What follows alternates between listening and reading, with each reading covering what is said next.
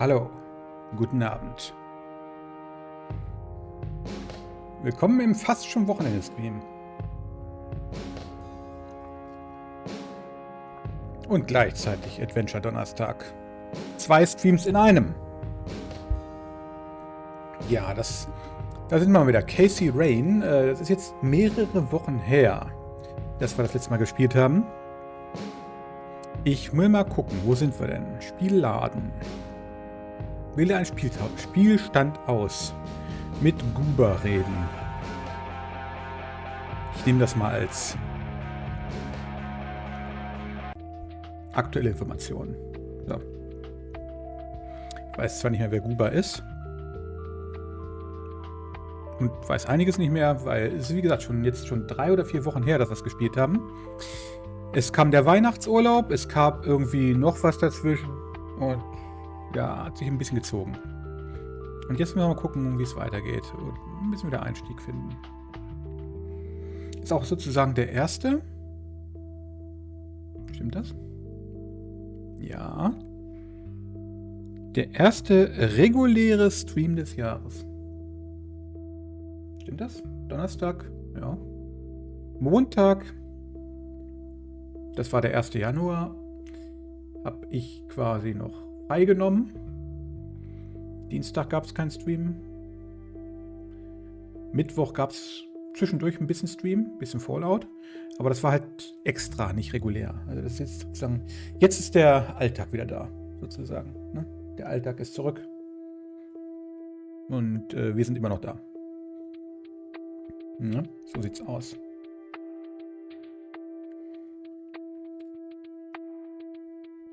So. Ja, ich habe ehrlich gesagt keine Ahnung, was ich hier alles dabei habe. Ich gucke mal einfach mal kurz, bevor wir wieder wirklich loslegen irgendwie, ne? Eine Elektroschockwaffe. Ein Feuerzeug. Zigaretten. Diktiergerät. Ein Foto mit Soldaten. Ein kleiner Schlüssel, von dem wir noch nicht wissen, was er öffnet. Eine Bootdiskette, um Rechner zu hacken. Wiederhergestelltes Bild, was merkwürdige Lichter zeigt. Auszug aus dem Botanikbuch und ein Polizeibericht in Klammern Raub. Okay. Und die Beschreibung, mit dem ich den Spiel, also der Name des Spielstandes war mit Guber reden. Ist Guber dieser komische Obdachlose? Könnte fast sein, was? Polizeibericht Raub, ja.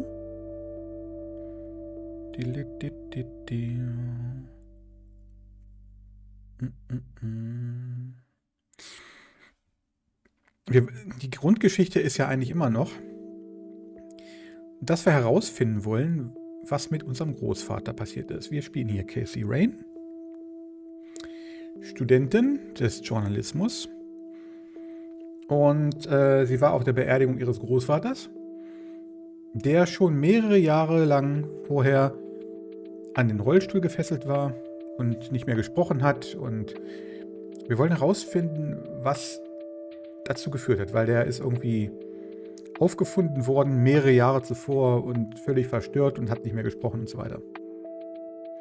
Ja, so ist das, ne? Mit Guber reden, heißt es. Bim, bim, bim.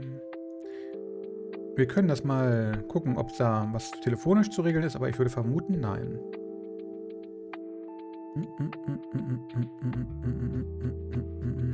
It's a phone book, Conwell Springs County. Ja, warte. Telefon anschauen.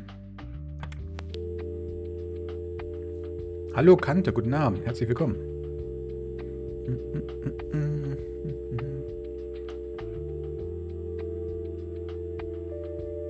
Ich leg mal wieder auf, weil ich nämlich nicht genau weiß, wen ich anrufen. Oder vielleicht das Wohnheim.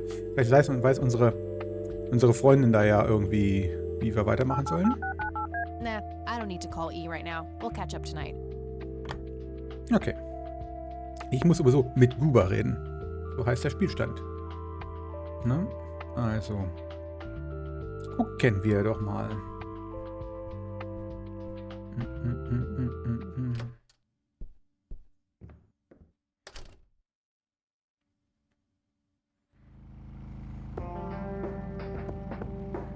Din. Wo mag der sein? Bei der Polizeiwache vielleicht. Oder bei der Klinik. Oder bei der Kirche. Gucken wir mal bei der Polizeiwache.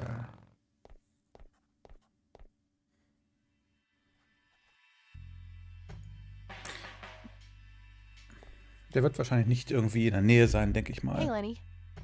Hello, Kathy. What's up? Nichts Neues.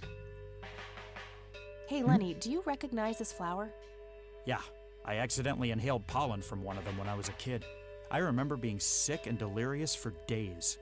Scary. Where did you come across this flower? Somewhere in Conwell Woods. Not sure where exactly. All right. Alright. So. Auszug. Nein, Polizeibericht. I'll hang on to it for now. Okay. Do you know what this is? I have no idea. Looks creepy, whatever it is. Where did you get it? Grandpa had it hidden away in the attic. Probably for a good reason, then. Be careful out there. Na gut, andere Sachen haben wir hier Well, nicht. gotta go. See ya! Wir sind hier falsch. Wir müssen Guber finden.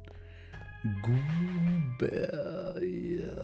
Vielleicht, bei der Hütte wahrscheinlich nicht. Klinik vielleicht?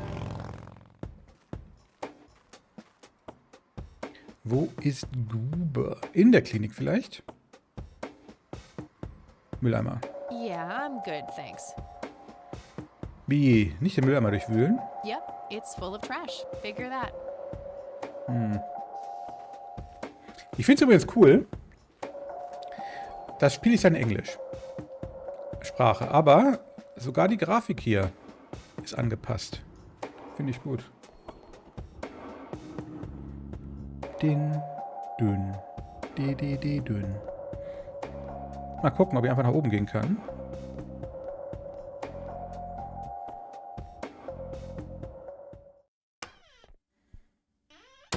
Back again, I see.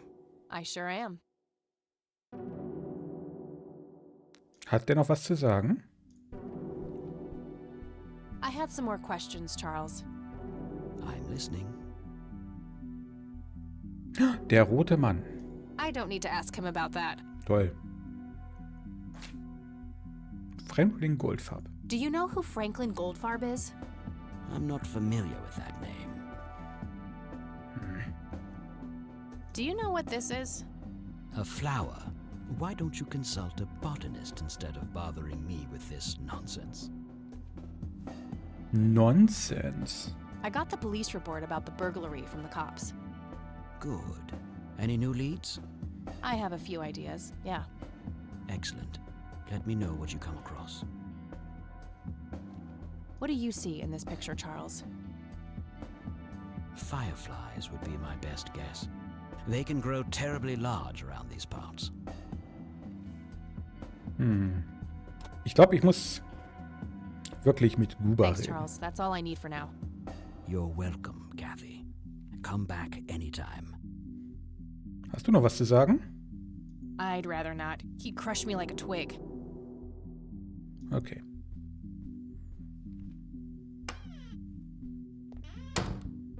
Dit.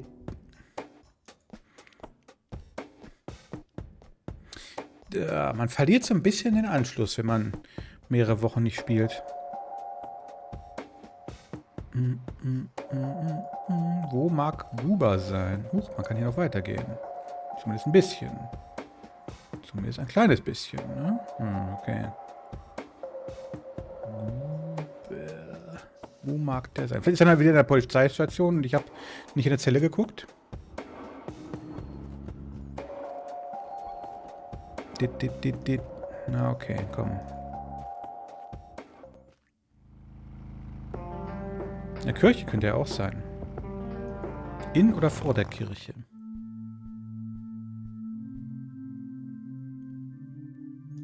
Das ist Isaac, nicht Guber.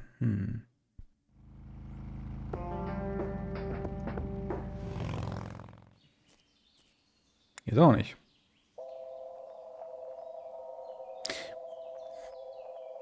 Okay.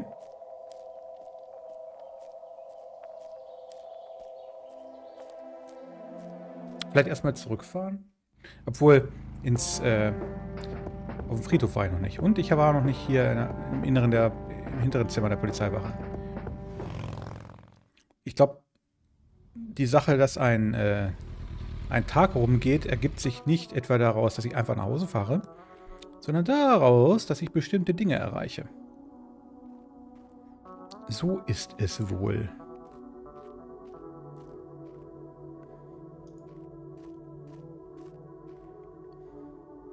Price. No reason to go in there. Na. Hallo, Himium. Willkommen. Bist noch am Grübeln hier. I never thought I'd return to this place.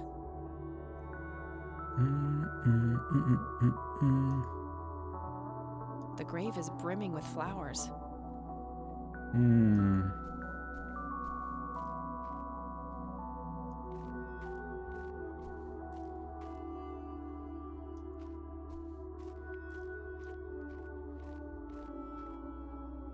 Mal sehen, erstmal einen Ansatz finden hier, um weiterzumachen. Quasi den Fuß in die Tür kriegen irgendwie.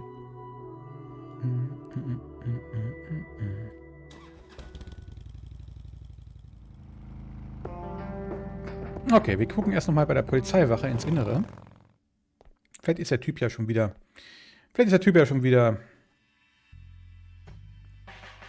da gefangen. How's the paperwork coming along, Lenny? Okay, I guess. Maybe halfway through. Nicht.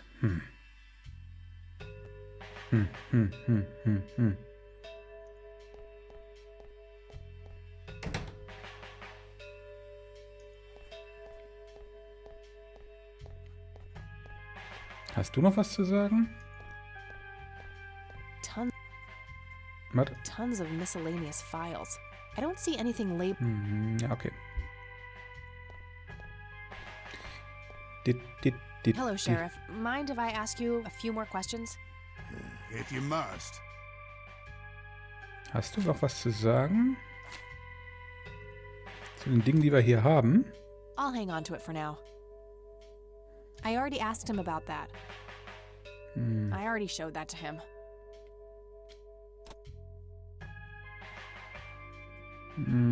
He's new in town. I don't think he knows those men. Okay. That's all Gut. for now. Good.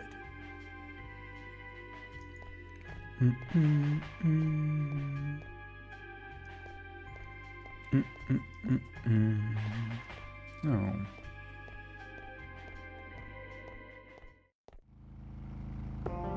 Wo kann ich jetzt hingehen? Hütte am See, da war ich jetzt noch nicht. Mal sehen. Aber da wird vermutlich noch nichts Neues sein. Mal sehen.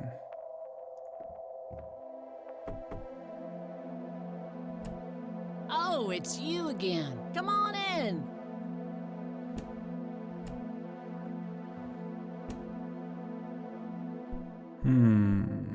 Nee, hier waren wir schon.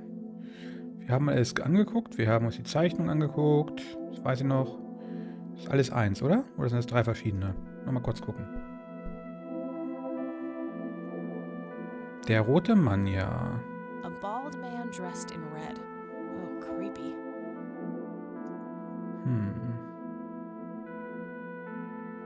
Hast du noch was zu sagen?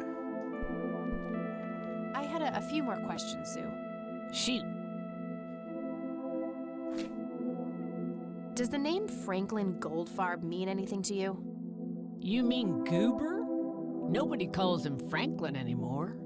Right, that's Goober. Goober, wo ist denn Goober? Did you know that somebody stole Lily's paintings from Wade? Huh. I knew he got robbed a few years back, but I thought he still had them all.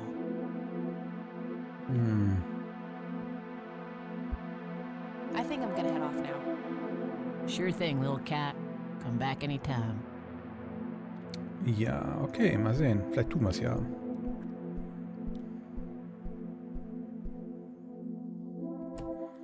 Franklin Goldfarb. Catmobil. Losbrausen mit dem Catmobil. Finde ich immer noch witzig und irgendwie ganz, ganz niedlich, diese Beschreibung.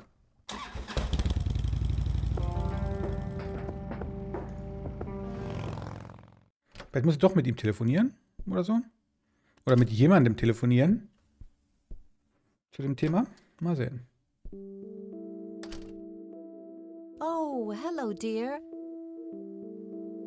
Wir reden mal. Vielleicht haben wir noch was zu bereden. Ich glaube es zwar nicht, aber wir gucken mal. Mind if we talk for a bit, Grandma?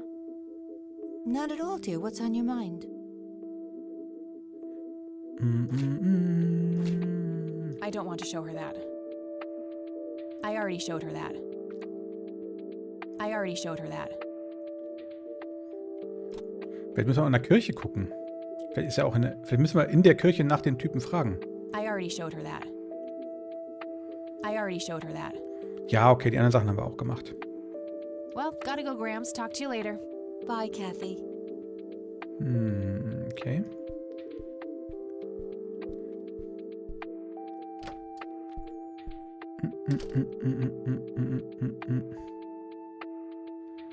Wir können auch mal gucken, ob wir telefonieren können. Es gibt ja mehrere Nummern, die wir eventuell anrufen können. Ne? Wade anwesend, Hacker Dave.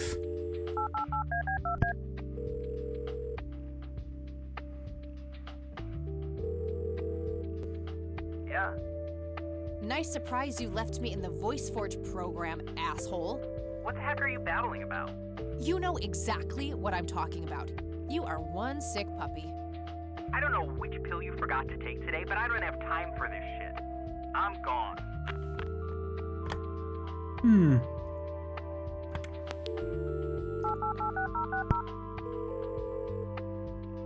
Ergibt wahrscheinlich keinen Sinn. IT, this is Clyde speaking. How can I help you? So, I hear you and Dave had some kind of fight? That's really none of your business. Okay. Never mind. Suit yourself.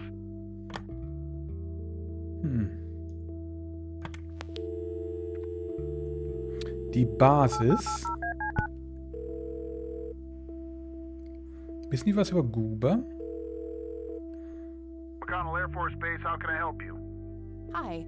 I was just wondering if you had time to answer a few questions. Sure thing, ma'am. Ask away. Da sind einige Dinge hier. Do you know anything about a pilot named Jimmy Cochran? He was assigned to your base during World War II. Maybe even longer? Hold on, let me check. Yes, Jimmy Cochran, fighter pilot born 1922, tour of duty in Japan from 41 to 42, honorably discharged for health reasons. Spent some time as a civilian pilot elsewhere in the U.S. until he returned to the flight academy here in the capacity of a teacher. Mr. Cochran was the major proponent of opening up the academy to civilian students. He continued teaching at this base until a sudden resignation in 1983 for unspecified reasons. All right, thanks. I don't see a reason to ask him about that. Alle Dialogzeilen mit allen Leuten probieren letztendlich, oder? I don't see a reason to ask him about that. I don't see a reason to ask him about that. Na, das war auch eine Antwort. I don't see a reason to ask him about that. Gut. All right, that's all. Goodbye, ma'am. Okay. Okay, haben wir was Neues? Wahrscheinlich nicht, oder? Mäh. Wade anwesend? Vielleicht weiß ja die Frau was. Die Schwester von Wade, glaube ich, oder? Wade residence? Hi, this is Kathy Rain. Hello again, Miss Rain. I don't need to ask her about that. I don't need to ask her about that. I don't need to ask her about that. I don't need to ask her about that. Okay. Okay, that's all I needed. Very well. Feel free to call back if you have any more questions.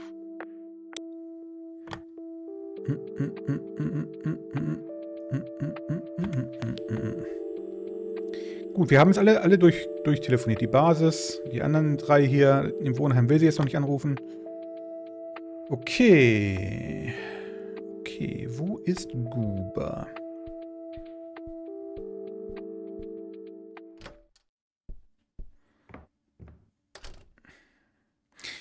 Gucken wir mal in der Kirche.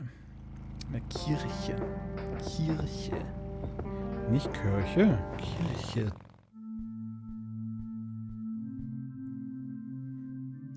Isaac.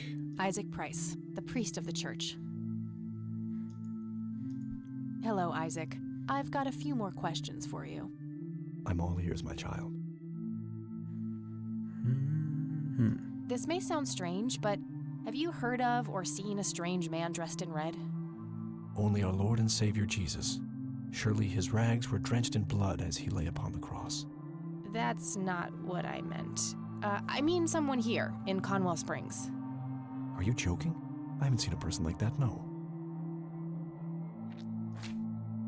Do you know who Franklin Goldfarb is? I'm afraid not, my child. I don't need to show him that. I know he's hiding something, but I don't think pushing it will work. Hallo Zerwackelpeter, herzlich willkommen. I could, but I think I have more to gain from a subtle strategy. I'll keep it to myself for now, until I know more about this church. He hesitated. Maybe he knows something about the key. He hesitated. Vielleicht kann ich den Schlüssel hier irgendwo benutzen. Vielleicht kennt er ihn. Ja? He hesitated. I already showed him that. I don't need to show him that. I don't need to show him that. Brute Force Rätsellösung. I don't need to show him that. I sincerely doubt it will come to that. Na, okay. That's all I need for now, Father. May the Lord shine his light on you. It's an altar. You know, the place where they put the sacrificed goats, kids, and other crap. Schön formuliert. Diese Schlüssel, mit dem Schlüssel kriegen wir die Türen wahrscheinlich nicht auf. Oder Bibeln. I really shouldn't. They might burn. A bunch of red Bibles stacked in neat rows.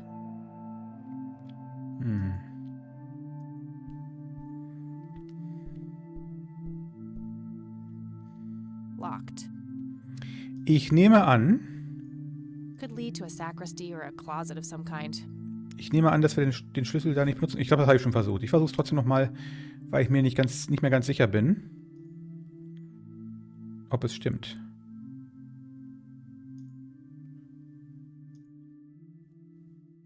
Nope, not the right key. Habe ich irgendwas bei mir, was den kleinen Schlüssel... Ich habe nichts Abgeschlossenes.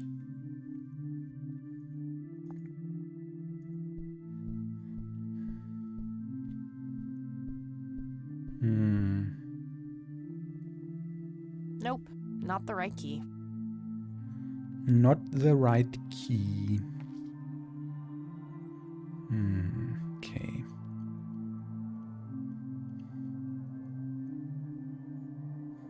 Also, ich habe irgendwas übersehen. Oder... Massive window. There's no doubt about it. Those are the smoky lights. Kann ich das Bild kombinieren? A striking resemblance, to say the least.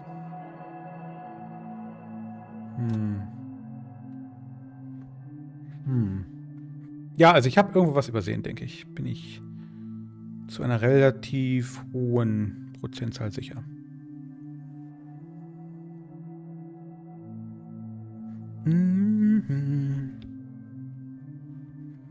Es gibt übrigens in diesem Jahr, ich habe irgendwie 2, 3 Spiele, habe ich mir in den Kalender eingetragen, dass die bald rauskommen. Eins ist ein relativ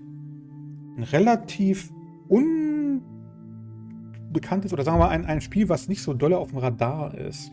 Wovon ich aber irgendwie eine Demo-Version gespielt habe, eine kurze. Und das kommt am 15. Am Montag, den 15. heißt Sovereign Syndicate.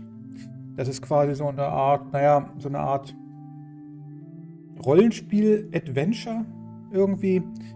Und spielt so in so einer Art merkwürdigen, alternativen, viktorianischen Welt, wo auch noch Zentauren oder beziehungsweise Minotauren und sowas leben.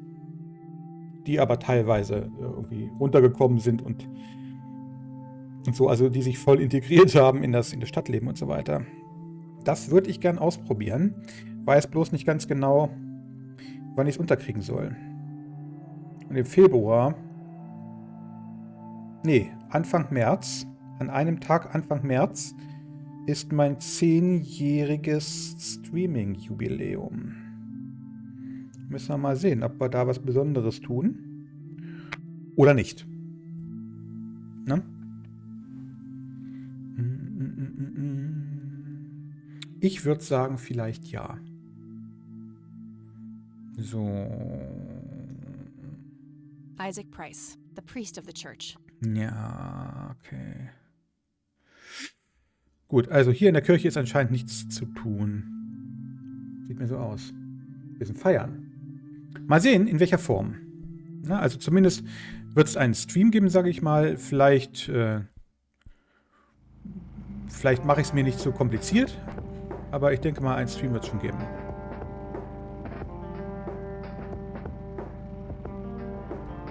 Wo ist denn der Guber?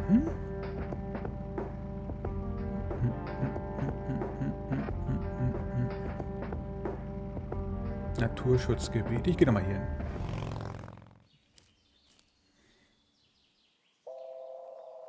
Der wird sich doch hier nicht irgendwo versteckt haben. Das wäre ganz merkwürdig. Blume, nehmen. It's endangered. I'm not gonna take it without a really good reason. Der gute Grund ist, dass ich es sage. Looks like a specimen of the red scythe.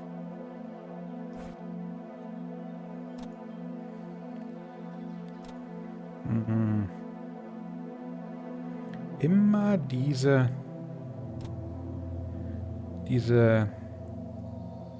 Leute mit dem eigenen Willen. Ekelhaft.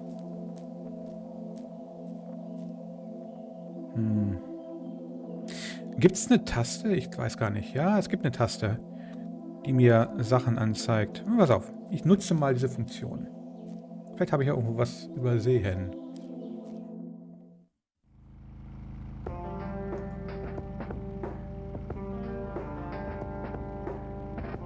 Erstmal in der Klinik. Da habe ich relativ wenig getan, glaube ich. Mülleimer, Ausgang, Eingang. Ja, Mülleimer haben wir untersucht. Kann ich mit dem Mülleimer etwas tun? Abgesehen von ihn doof finden.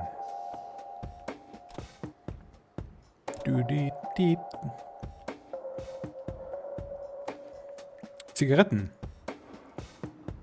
I don't want to throw that away.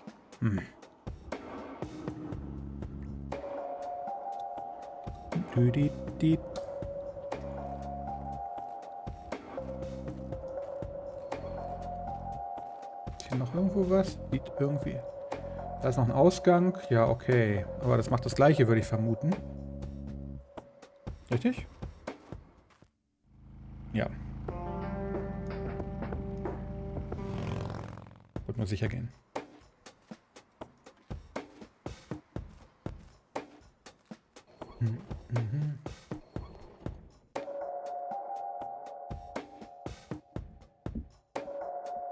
Ja, Krankenschwester, Akten. Sag mal, vielleicht.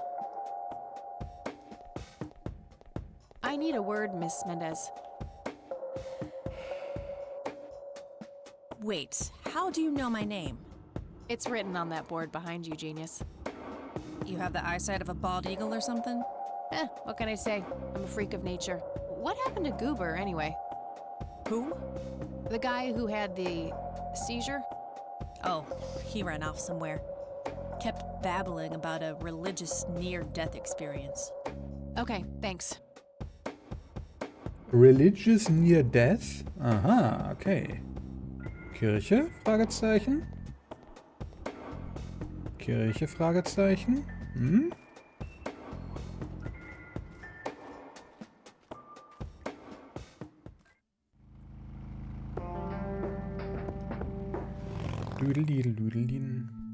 Da! Also ich bin nicht ganz glücklich damit, ehrlich gesagt. Ich bin nicht ganz glücklich damit, mit der Designentscheidung, dass der Guber erst hier ist, nachdem wir offiziell erfahren haben, dass er hierher gehen möchte. Aber okay. Okay. Goober, the friendly bum in denial. Hello again, Goober. You again? Are you stalking me, girl? You pop up everywhere I go. I'll try to tone down the charm, but I can't promise anything. Huh, yeah, you're quite the charmer. I know. I just said that, man. Listen, I feel kind of bad about the electrocution. Oh, that's what it was. What a cherry on top of my stellar performance. Yeah, it was pretty convincing. So what brings you to the house of God? Come to repent? I'm afraid that ship has long since sailed, buddy. I had a few things I wanted to ask you about, though. Shoot, Missy! Shoot, Missy? Okay. I don't need to ask him about that. Okay. I should probably confront him directly about him being a witness. I don't need to ask him about that. Your real name is Franklin Goldfarb, right? Oh, nobody calls me that. Regardless, I know for a fact that you were a witness to a burglary a few years back at the Wade Estate. Yeah, what about it? Why don't you tell me what you saw exactly? I heard the alarm go off, glass breaking, then I saw 3 guys running away, carrying a bunch of stuff. What did they look like?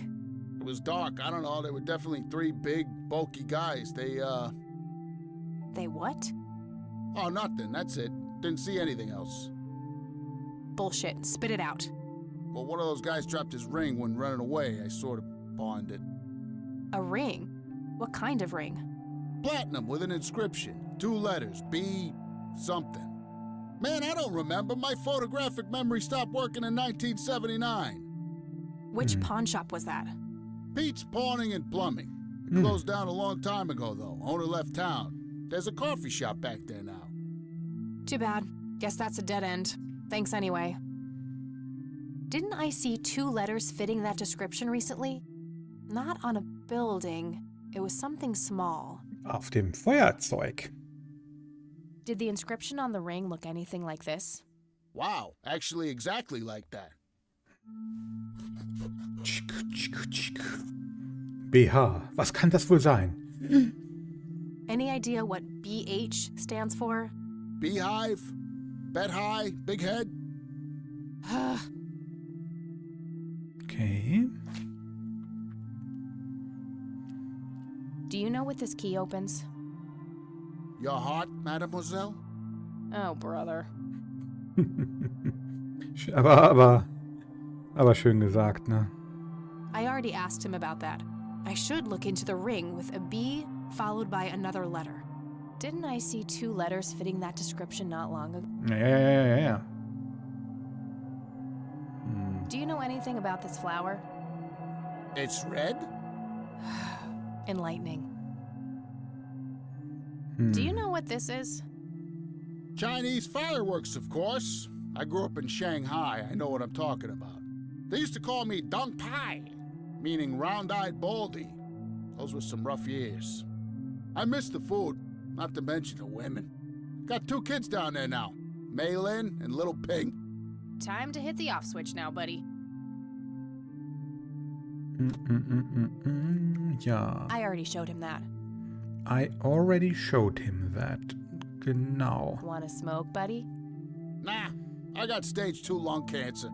I'm keeping it under control with a fruitarian diet. Was kann ich jetzt noch fragen? Do you recognize these men? That's your granddad, right? Yeah. What about the other 2? No idea. I think my face blindness is acting up again. Okay. I don't need to show him that. Nah, that god old fast. Yep, I totally went there.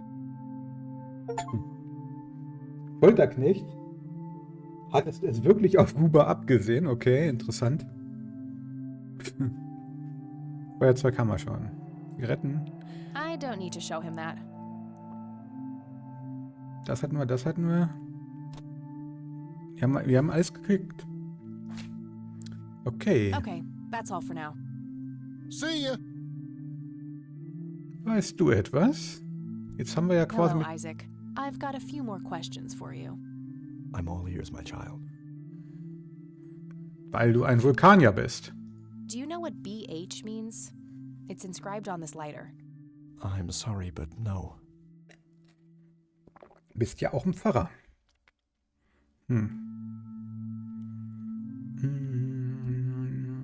That's all I need for now, Father. May the Lord shine his light on you. Okay, wir gucken mal. Oh, haben wir einen neuen Ort zum Aufsuchen? Wahrscheinlich nicht, oder?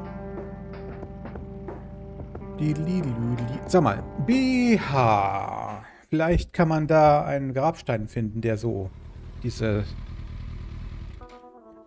Initialen trägt.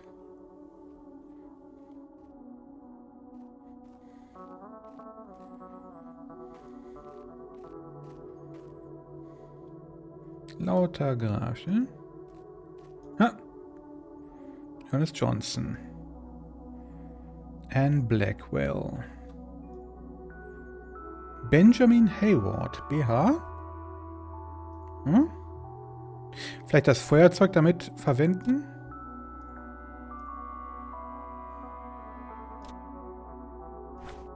That combination makes no sense.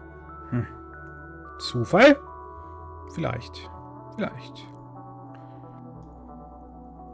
Roy Rundell. Hiermit kann ich nichts machen, wie es aussieht. Na, okay. Wenn das was wäre, hätte sie wahrscheinlich sowas gesagt wie... Das ist er, oder so. Mausoleum, das gehört zu den Prices, sozusagen.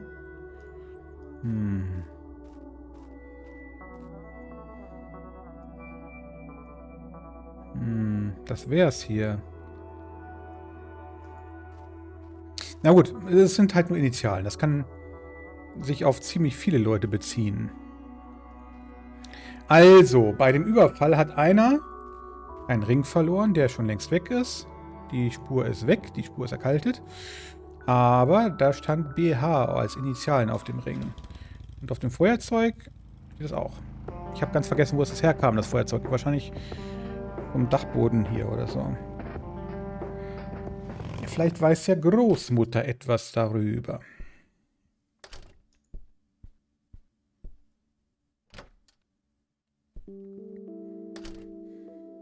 Oh, hello, dear. Oh dear. Okay. Mind if we talk for a bit, Grandma? Not at all, dear. What's on your mind? Do you recognize the acronym BH? It's on Dad's lighter.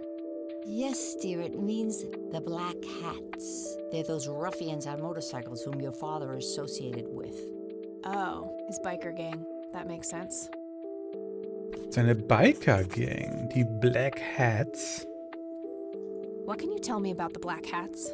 I refuse to talk about those hoodlums. They turned your father into a horrible person. You should stay far away from them, Kathy. They're awful people, just awful. Okay, okay. See you later, Gramps. Take care, dear.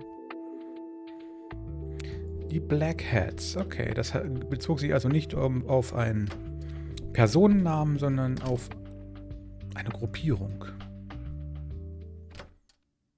Dann reden wir mal mit allen möglichen Leuten über die Black Hats, würde ich sagen. Also hier ist wahrscheinlich niemand. Ich gucke zur Sicherheit, ob da jemand aufgetaucht ist.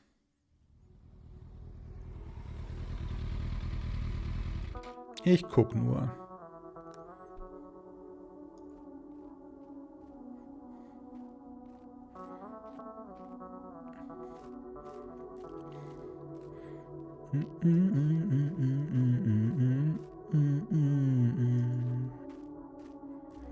Sieht mir nicht so aus.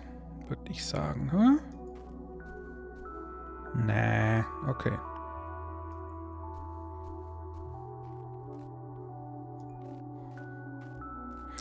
Okay, also unser Vater hier war also einer von dieser ekelhaften Motorradgang, wie sie hier so beschrieben wird. Hm?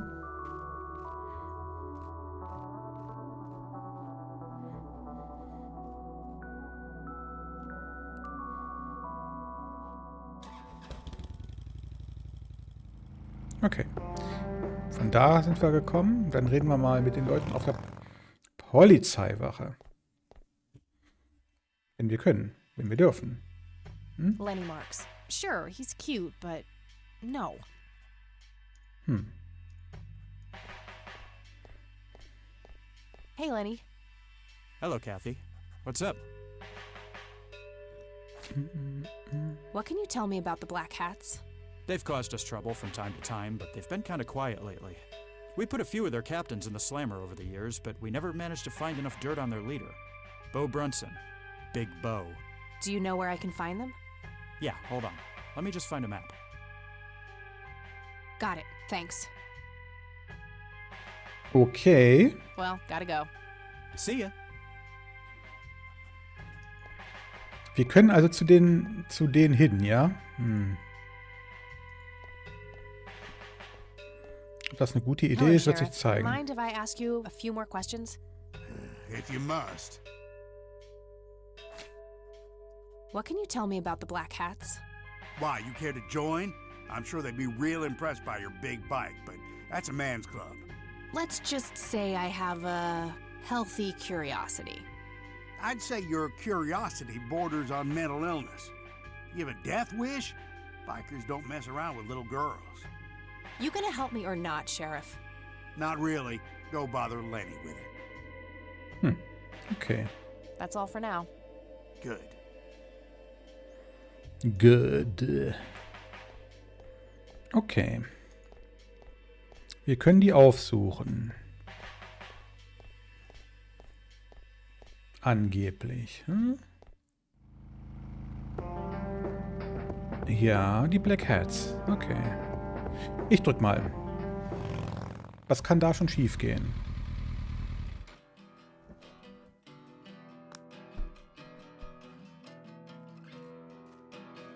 Und? Die Musik gleich aus?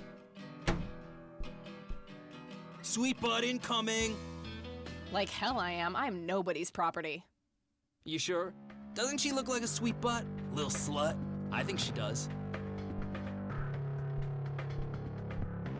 Step off, creep. Or what? You tell your daddy on me?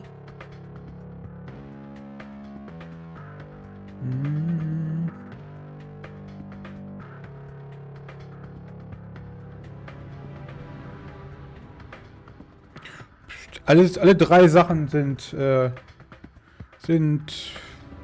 wahrscheinlich gleich fies, ne? You think I need my daddy to kick your pathetic ass? Oh, I love it when they play hard to get. Let go of me! God. Warte. That won't help now. Ah, warte.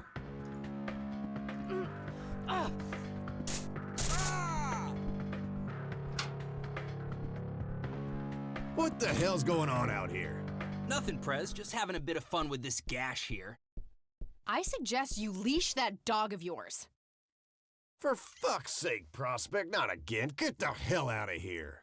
Sorry, boss, I'll go. Fuck, that hurt, you cunt.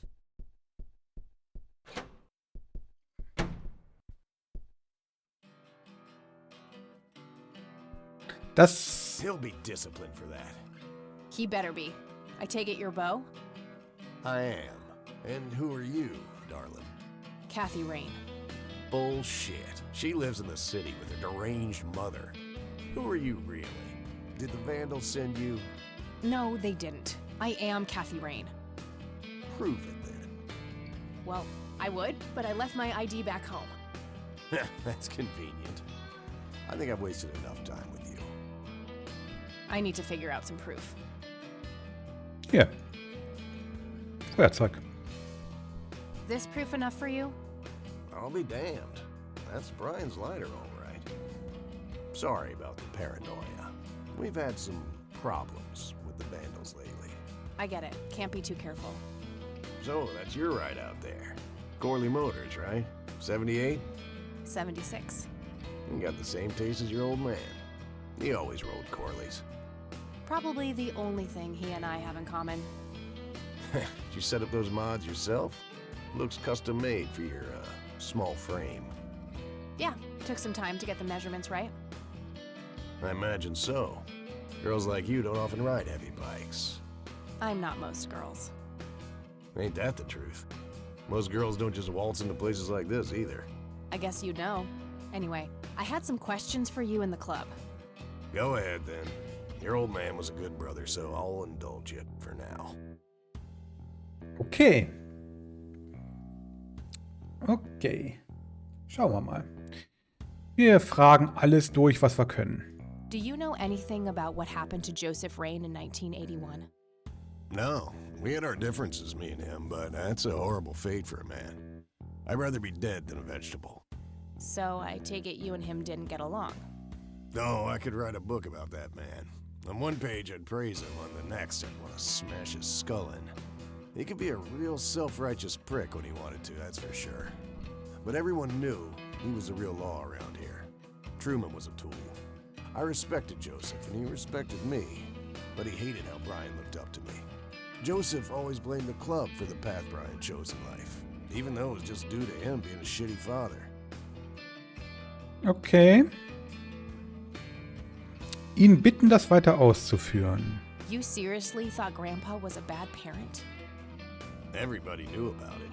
People just tend to forget the bad qualities of men in wheelchairs. Joseph wasn't a saint. He saw everything in black and white. He was only kind to whomever he considered to be good by his narrow moral standards.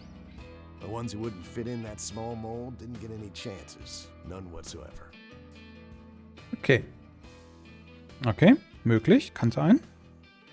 Könnte sein. Könnte sein.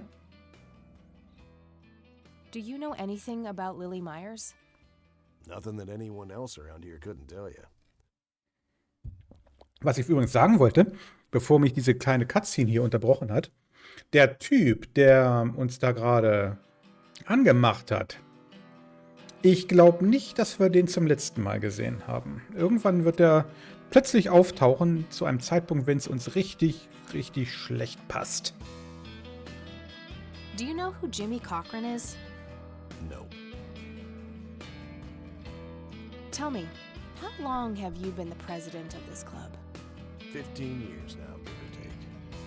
VP for 10 before that. Good. Then you can tell me why you stole Lily Myers' paintings from Charles Wade in '86. I don't know what the hell you're talking about, but I'd recommend you be careful with wild accusations like that.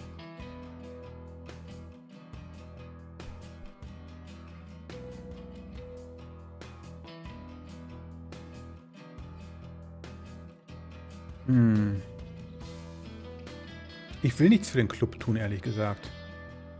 Ich sag mal, ich weiß, dass du es warst, aber das kann natürlich auch böse enden. Oh, cut the bullcrap. I know it was you. I did some digging and found evidence pointing to the club. Is that so? You better be a good girl and present it to the sheriff, then. I couldn't care less about ratting you out, Bo. I just need to know what you did with the art. I have no intention of discussing your delusions as if they were facts, girl. Don't make me tell you again. Okay. What can you tell me about the Church of the Holy Trinity? Do I look like a pious man to you? I've peed on churches. This may be a weird question, but have you ever met a bald man dressed in red? I've made a few bald men red. That count? Das zählt wohl nicht. What can you tell me about the Black Hats? Black Hats MC was founded in the 60s by my old man, my uncle, and 2 other local bikers. Conwell Springs is the mother chapter, and we have support clubs in 6 other locations across 3 states. There's a total of 16 members here, 12 patch, 4 prospects. I'm the acting president of this chapter as well as of the whole club. Have been for more than 15 years. The law give you any trouble? It used to be tough when your granddad was around. He and Truman ran a tight ship. And now? Now they try, but Boyks and the boy are a nuisance at best.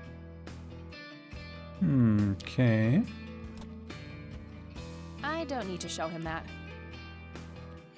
Do you know anything about this flower, Bo?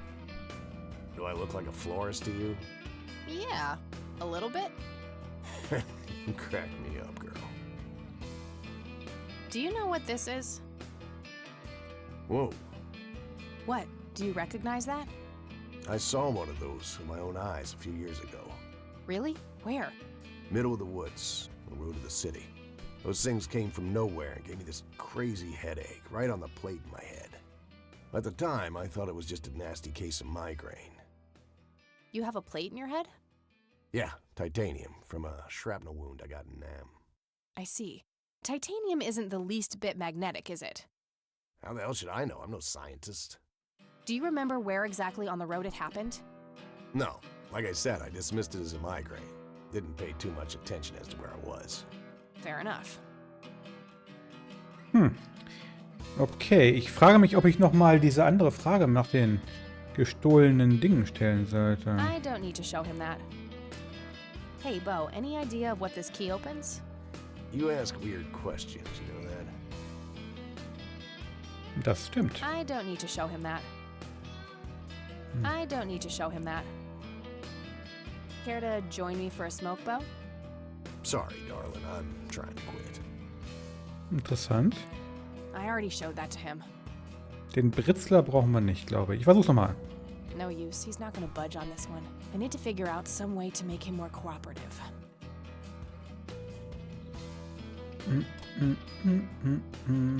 Okay, mehr können wir jetzt nicht reden. All right, I'm gonna hit the road. Right on. I have some business to take care of, but make yourself at home. Thanks, Bo. See you around.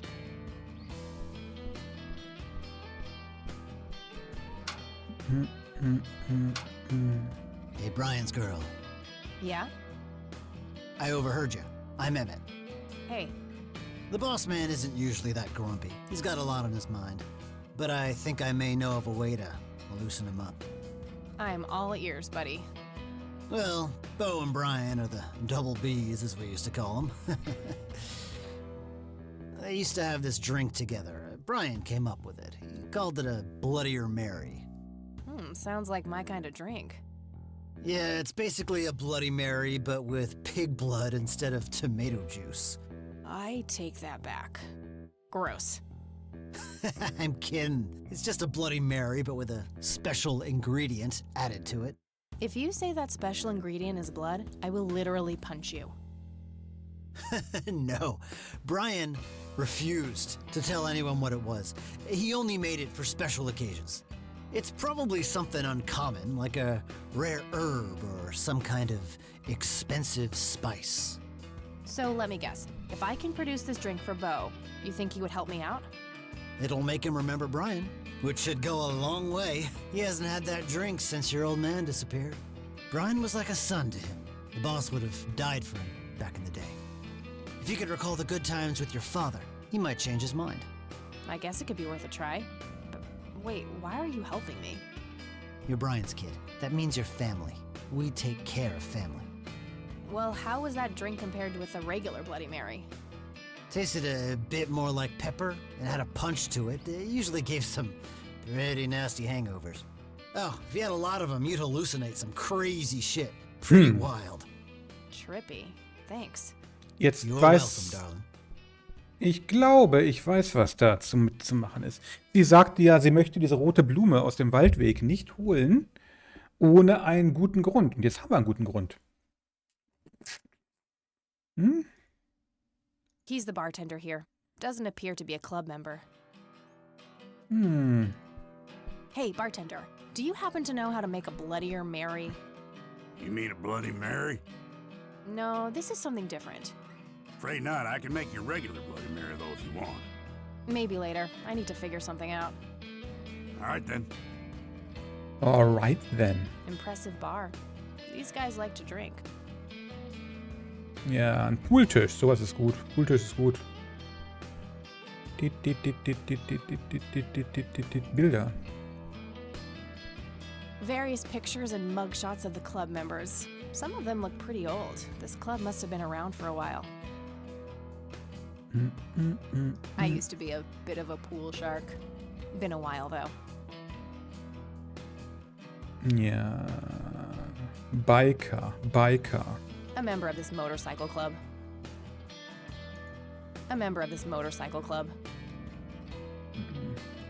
I'd rather just talk to their leader.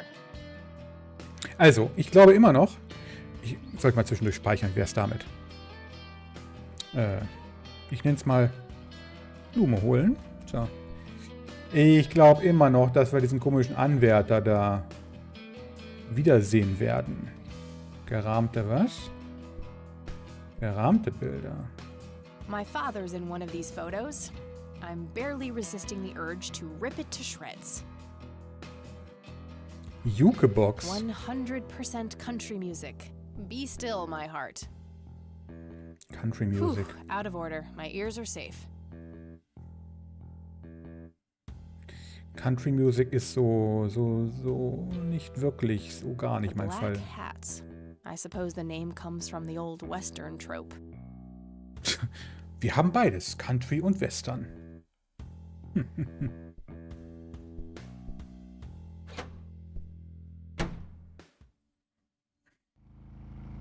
Düdelididü. Nehmen die Blume mit. Jetzt lohnt es sich. Sorry, endangered flower, but I really need to make a drink. Ah, Eichhörnchen. Niedlich.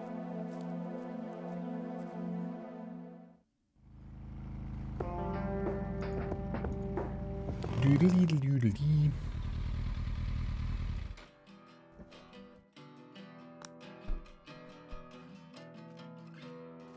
Die sitzen immer noch genauso da. Pass mal auf. Ich gebe dem halt die Blume.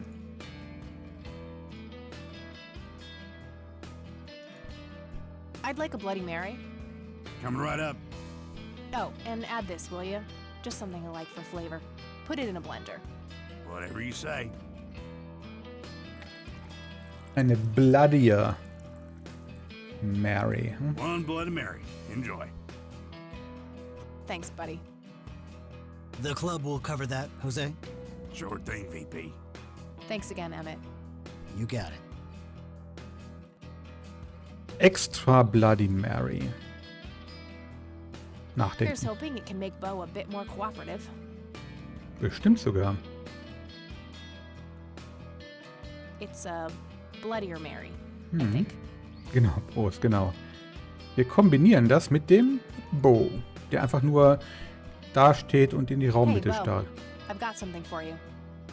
I recognize that smell. You found your dad's recipe. Something like that. Man, is this a trip down memory lane? I keep expecting Brian to walk in here any second. You know, all this nostalgia is making me remember how much I really owe your old man. Yeah? Yeah, so here's the deal. In '86, Carl, my VP at the time, came to me and said he had a job lined up for the club. Some guy had offered him good dough for stealing a bunch of paintings from a mansion. He needed 2 brothers for the job. I was busy with other things at the time, so I gave my permission as long as the club got the usual cut. He returned a week later with a nice wad of cash. I didn't realize it was Wade he had knocked off until I read the paper. If I had known that, I'd advised against him. Wade is a powerful man with friends in city council. There's no reason to piss him off. Got it. So, what do you know about the guy who hired you for the job? Not much.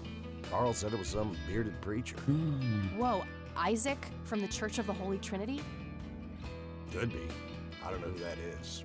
It was a priest. I know that much. Thanks, Bo. I'm gonna follow up on this right away. That's it?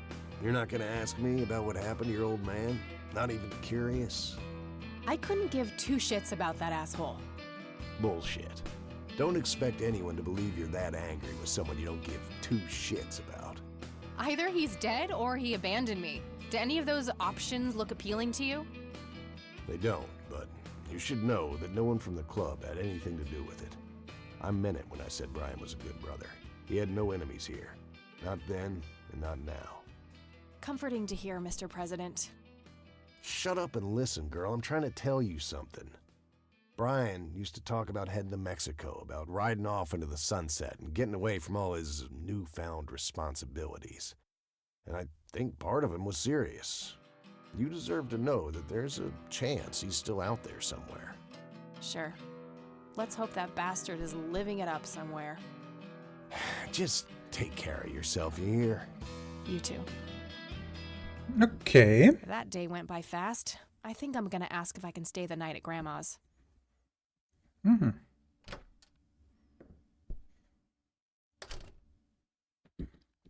Okay.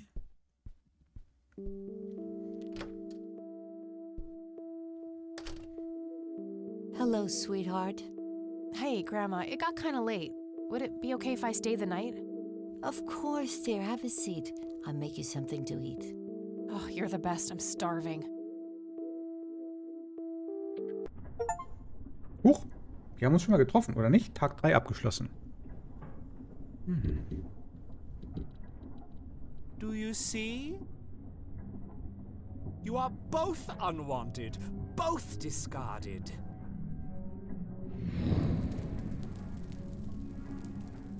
Good. Lick the flames, buddy boy. Lick the flames and feel the hatred burn. Was? Was? Der rote Mann geht da. Ich habe das gerade so am Fenster gesehen. Gerade so This hier. Painting, burning, and the kid from the cemetery. It's gotta mean something. Traumdeutung. Dieser Traum muss etwas bedeuten. Weil das Gehirn macht ja nicht sowas wie einfach wildes Zeug sich ausdenken. Ne? Das muss ja was bedeuten. Klar. Huch! Oh, good morning. Hi, Kathy. What the... Morning. Wow, this is quite the surprise. You have such a lovely friend, dear. We've been chatting all morning. Oh, I have no doubt. She's quite the talker, this one. You sleep even longer here than you do back home. Oh, gee, must be the blissful lack of distractions here, E. Can I talk to you for a sec outside? Alone? Okie dokie. If your grandmother doesn't mind being left all by yourself for a while. Sure. You go ahead, children. I'll be right here if you need me. Hat ein neues Kleid an heute.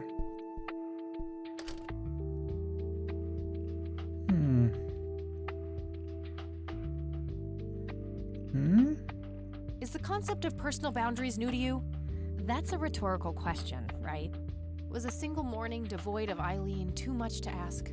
I'm frankly surprised that I'm allowed bathroom breaks by myself with you in the same building. I was super bored. Besides, you never got back home last night. I wanted to make sure you were okay. Well, as you can plainly see, I'm not a corpse. You could be a very convincing zombie. Very funny. You can go home now, E. Fine. I won't tell you what I found in my research yesterday then. Ugh, I hate you. I'm so glad you asked. I looked up a few statistics for this county, looking for any anomalies. First off, there's a high number of missing persons reports in the area. That wouldn't be too unusual if, let's say, the county had a high crime rate.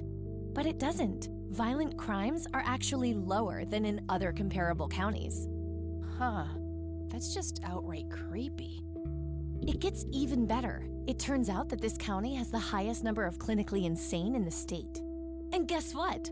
Conwell Springs County is tiny. Per capita, the difference to the county in second place is humongous, over 1,000%.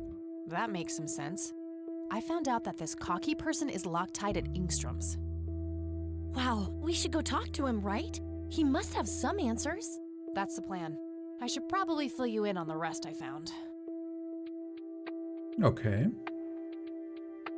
So, I'm gonna head over there today and confront Isaac about the paintings. Don't you think it's a bit risky, Kathy? It could just backfire and piss him off. Oh, I'm hoping it will. Nothing wrong with some good old provocation to make people show their true colors. You never gave him the picture of the lights, right? Nah, didn't want the guy to faint. He sounded pretty brainwashed about the Holy Trinity thing. And none of the church people know who I am, right? I guess not. So? My point is that you grilled the priest good yesterday. You already tried it your way. I'm a fellow Christian. Maybe I could try something different, like make up a cute cover story and pretend to want to join their church. If he still won't trust me, I can show him my copy of the picture. Maybe it will make him open up. I suppose it would give me enough time to drive back to the city and talk to Jimmy before it gets too late. Yay! Oh, let's do it! I'm so excited. I can't wait to lie to people. You know that's a sin, right? Oh, I'm sure Jesus will make an exception this time. After all, he loves me. I'm not gonna waste any time then. Let's catch up on the phone tonight. Okie dokie. Talk to you later. Okay. Paralleles Arbeiten. Ich soll mit Jimmy reden. Huch, wer ist Jimmy? Ach, Jimmy. Hello, Jimmy. I've been looking for you. Oh, is it for real this time? Yes, this is all very real. So you're going to ask me about Joseph now? How do you know that? Who told you? You did. Every time you came here. You're not making any sense, Jimmy. We've never met before. I'm making perfect sense. Everyone says so. I'm the sharpest tool in the shed. All bets are off now, Missy. Better buckle up and enjoy the ride. Forget all the rules. No going from top to bottom. No checking off all the items on your list. Start by asking me about the young chronicler. Young Chronicler? Die junge Chronistin? Nun, Lily Myers? Was Lily Myers the chronicler? The drowned girl, yes. She saw the loops, the endless possibilities. She found that the branches had all been severed. Nothing but inevitability remained, staring her right in the eye. In the end, she was pulled across the great threshold, just like I was. I was next. Next for what? You're not listening. I'm next. Also der Typ ist ein bisschen, also nicht nur ein bisschen, sondern ein bisschen sehr durchgeknallt. Zumindest weckt er diesen Eindruck. Ne?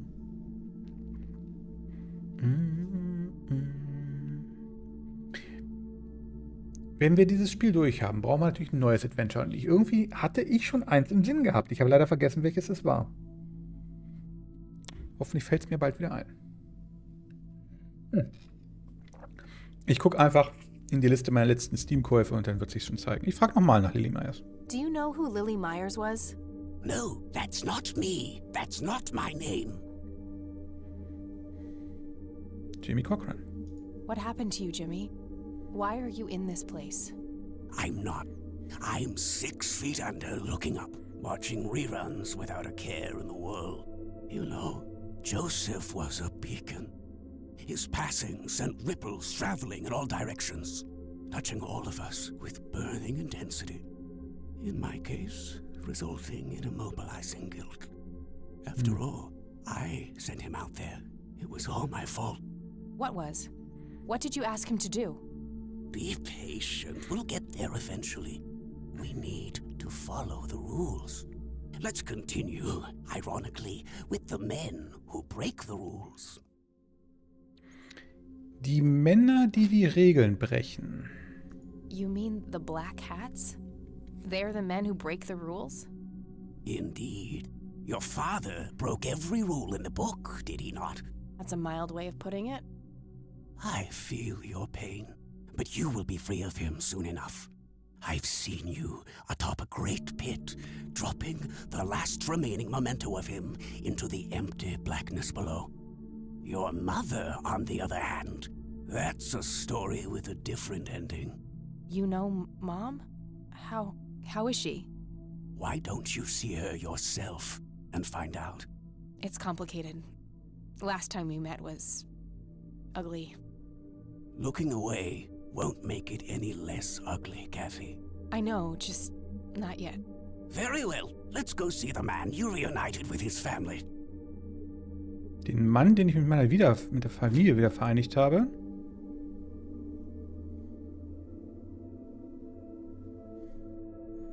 Der rote Mann? The man in red? Is that who you're talking about? Yes, indeed. Who is he, really? The collector of souls. The one who beckons and prepares. Some call him a spirit guide. Others, a devil dressed in red. You are doing so much better than the last time. Now, ask me about the first thing you can think of. Die erste Sache, an die ich denken kann,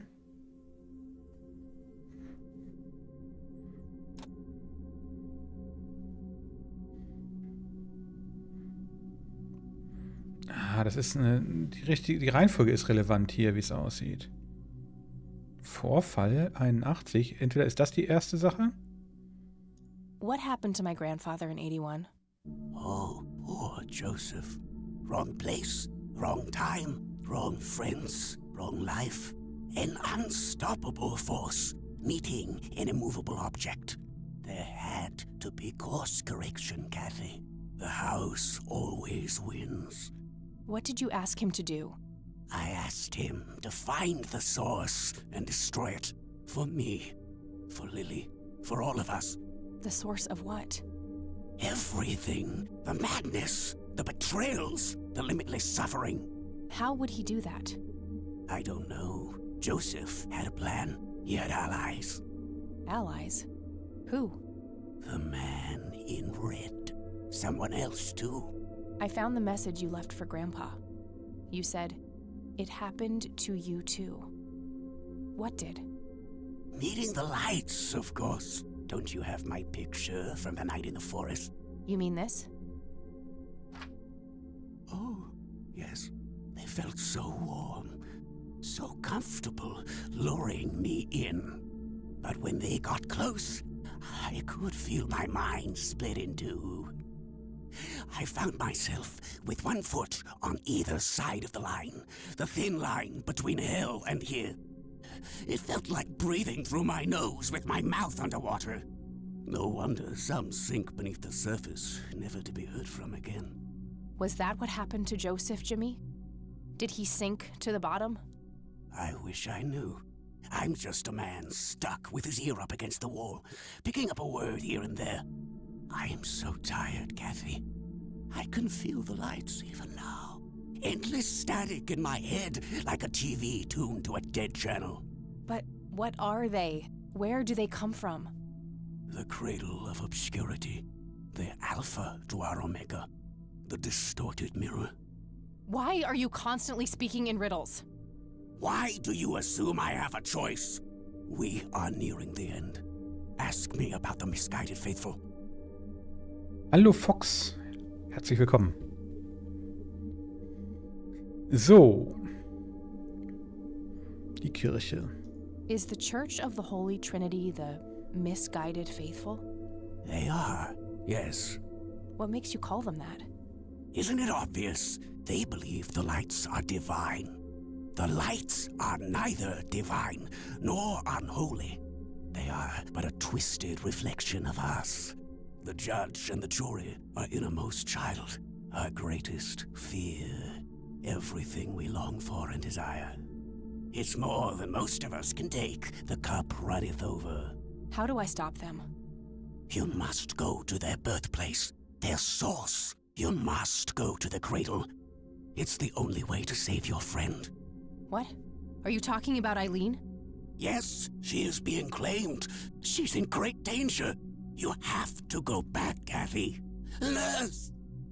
I need more than that, Jimmy. Nurse, help!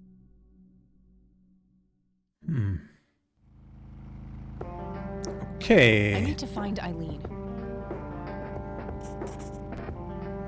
Eileen, ja. Wir gehen mal ganz schnell zur Kirche, würde ich sagen, ne?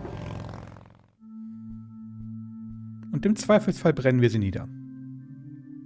Bis wir Eileen gefunden haben. It's an altar. You know, the place where they put... Ja, warte. I really shouldn't. Ist die Tür jetzt vielleicht... Die Türen offen? Eileen? Locked.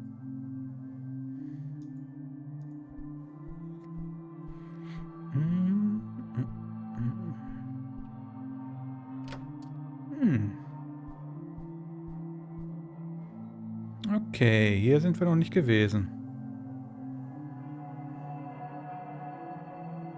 Verschiedenes Zeug. Porträt. I wonder what the church was like back when Father Bill was in charge. Bill. William T. Price. So that's Father Bill. Looks more like a businessman than a cult leader. Ah, die könnte auch ohne weiteres in der Gruft sein. Auf dem Friedhof. Da gab es ja eine Gruft von Price. Just old furniture and boxes filled with random junk.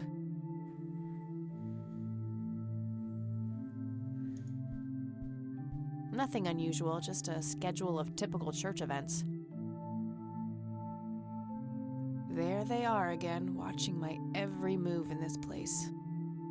Buntglasfenster. Schreibtisch durchsuchen. Found a large old key in here. Hey, what are you doing in here? Cut the bullcrap! Where is she? Where's Eileen? What in the Lord's name are you talking about? Red-haired girl, I know she came here to see you. Tell me where she is, or I'm calling the cops. I don't think that's quite necessary. Breaking and entering, are we?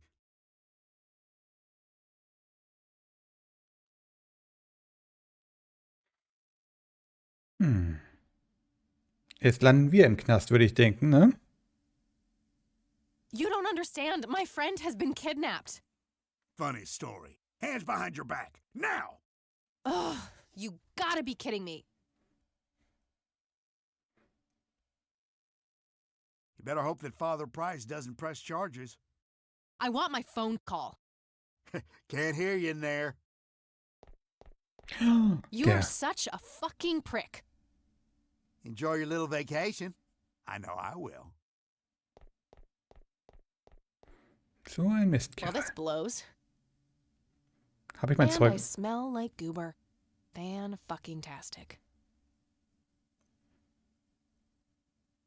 I need to get out of here. Who knows what that freak is doing to Eileen right now? Meine Tasche ist leer. Mein Mob. Nimm den Mob. Okay, now what? Nimm den Mob.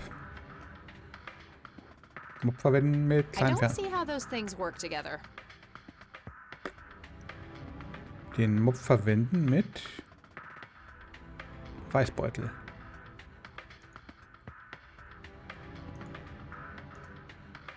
Not a bad idea, but it's just out of reach, even with the mop.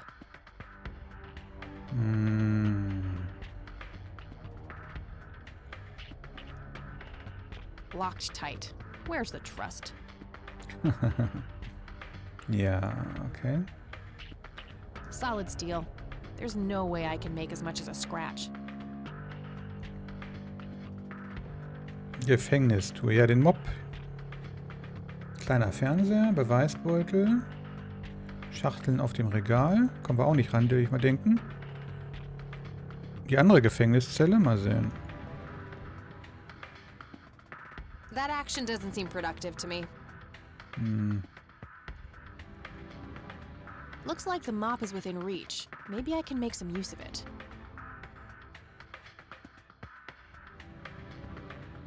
Ja, also, wenn sie jetzt aus dem Gefängnis ausbricht, dann wird sie natürlich Probleme haben, ne?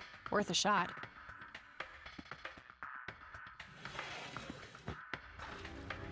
Oops.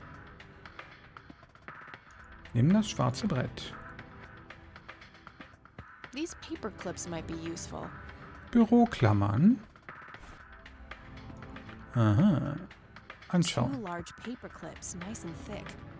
Kann sie damit die Türen machen? Verbiegen. Okay, let's see if I still got it. Not perfect, but they should get the job done. Behelfsmäßiger Dietrich.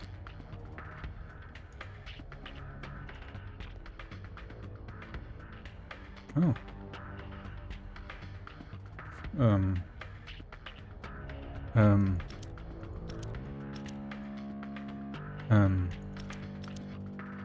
Was?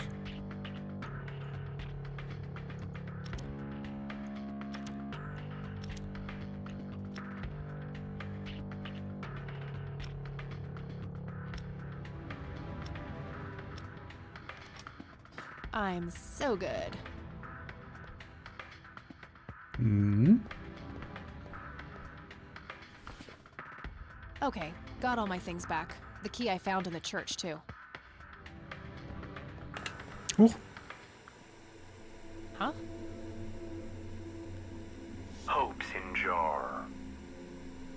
An inkier heart. Rule me, Nemesis. What the hell?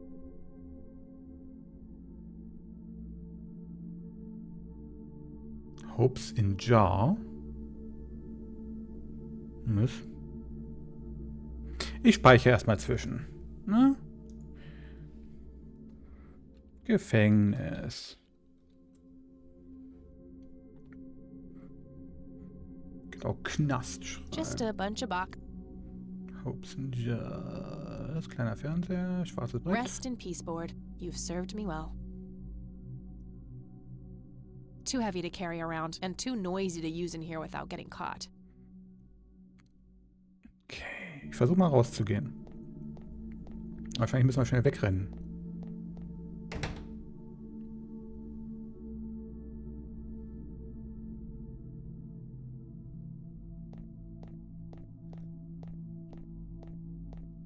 Düdelü, düdelü, oder? Good thing the bike was still where I left it. Auf zur Kirche. Und der andere Schlüssel? Ja, Moment. Erstmal gucken wir nochmal hier in den Raum, wo wir geschnappt wurden.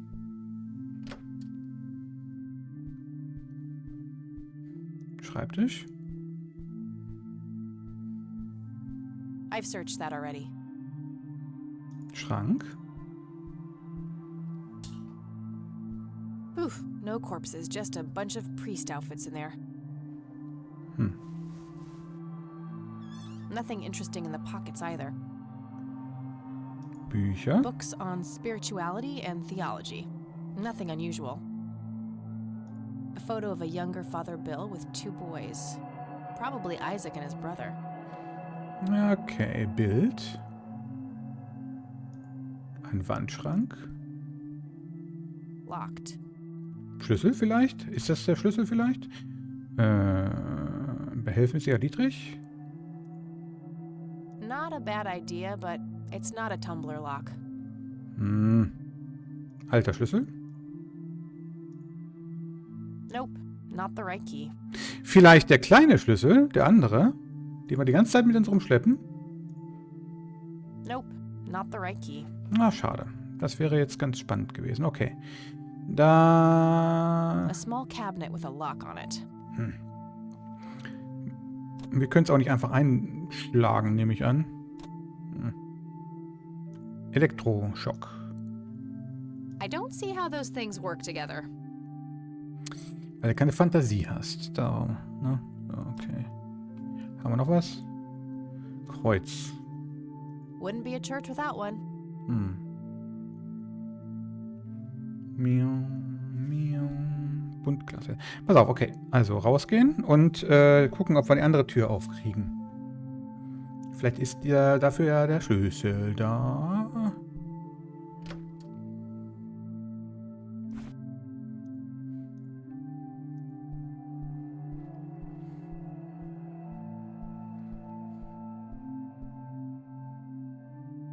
Nope, not the right key. Dietrich? I should search the office instead. I don't think there's anything useful in here. Ja, okay. Also das Büro, ja?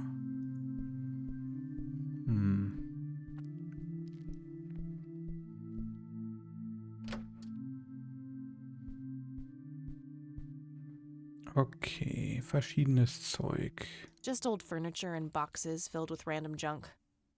Was denn hier unter dem Tuch? Just old furniture. Porträt, Buntglasfenster, Kreuz, Schrank, Bild, Bücher. Schreibtisch.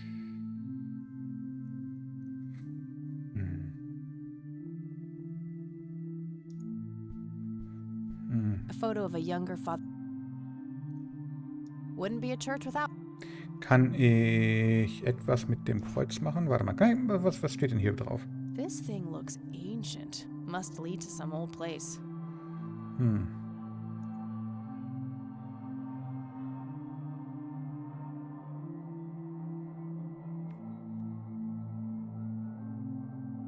There they are. Buntglasfenster, Terminplaner. Nothing unusual, just a schedule of typical church events. Sag mal, was ist denn das hier? Dieses...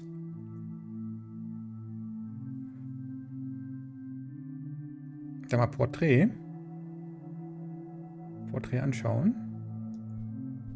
I wonder what the church was like back when Father Bill was in charge. Vielleicht mit dem Schlüssel verwenden? That doesn't need unlocking. Das sieht so nach geheimem Safe aus oder so. Just old furniture and... Also ich habe das Gefühl, irgendwas ist unter diesem Tuch da. Also wenn ich sie wäre, würde ich ja sofort drunter gucken. Alter Schlüssel kombinieren mit Schreibtisch. That doesn't need unlocking.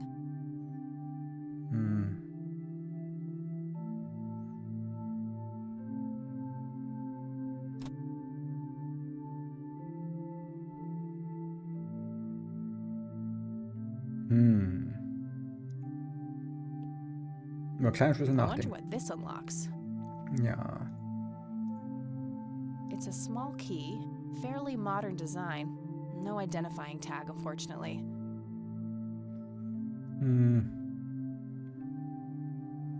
Schrank A anschauen. closet. Definitely large enough for a corpse or two.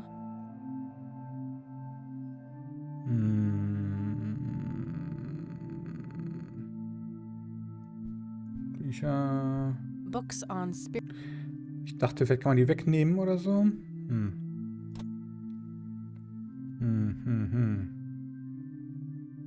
Behelfsmäßiger Dietrich haben wir schon probiert, oder? Not a bad idea, but it's not a tumbler lock.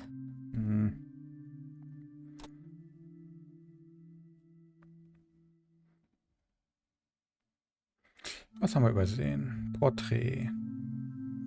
Terminplaner, Buntglasfenster, Kreuzschrank, Bildbücher.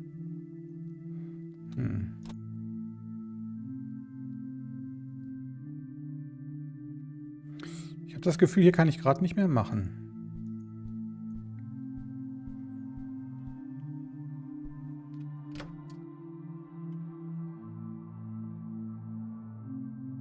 Bibeln, Altar. Kann ich den Schlüssel mit dem Altar benutzen? That doesn't need unlocking. Scheinbar nicht.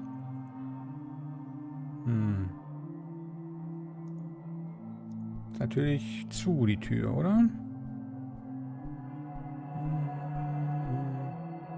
Locked. Der alte Schlüssel, wie gesagt, der ging ja nicht, ne? Nope, not the right key. Ach so, warte, wir gehen mal ins Dingens hier, zum Friedhof. Zum Price-Gruft. Würde ich sagen.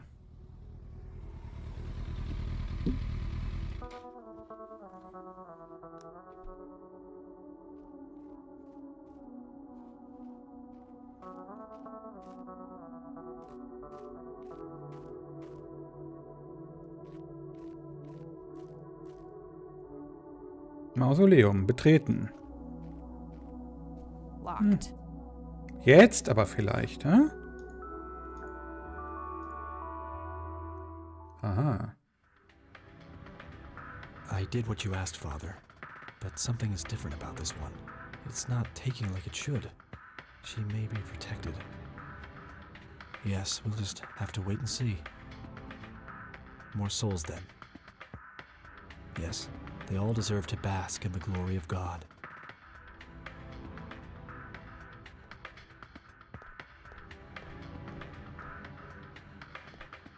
Hey, what's that? Eat this!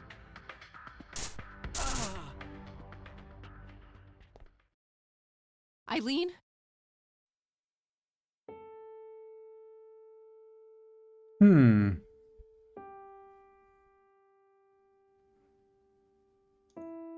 Snap out of it! No, God, it's happening again. Just like it did with Grandpa.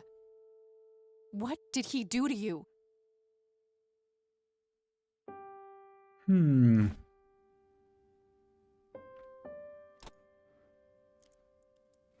Das ist natürlich jetzt gruselig. Warte mal, wir durchsuchen erstmal den Typen. He had a key on him. Schlüssel mit Anhänger. A small key with a tag attached labeled Storage A5. Maybe there's a self-storage facility in town. Mietlager, It okay. looks a lot like the key I found in the attic. Maybe they're somehow related. Ja, die sehen wirklich ähnlich aus. Eileen anschauen, dann losbinden, ne? Die Arme. She's catatonic, breathing but unresponsive, just like Grandpa. Ich hoffe, das wird noch geregelt. Wake up, E! Let's get these ropes off of you.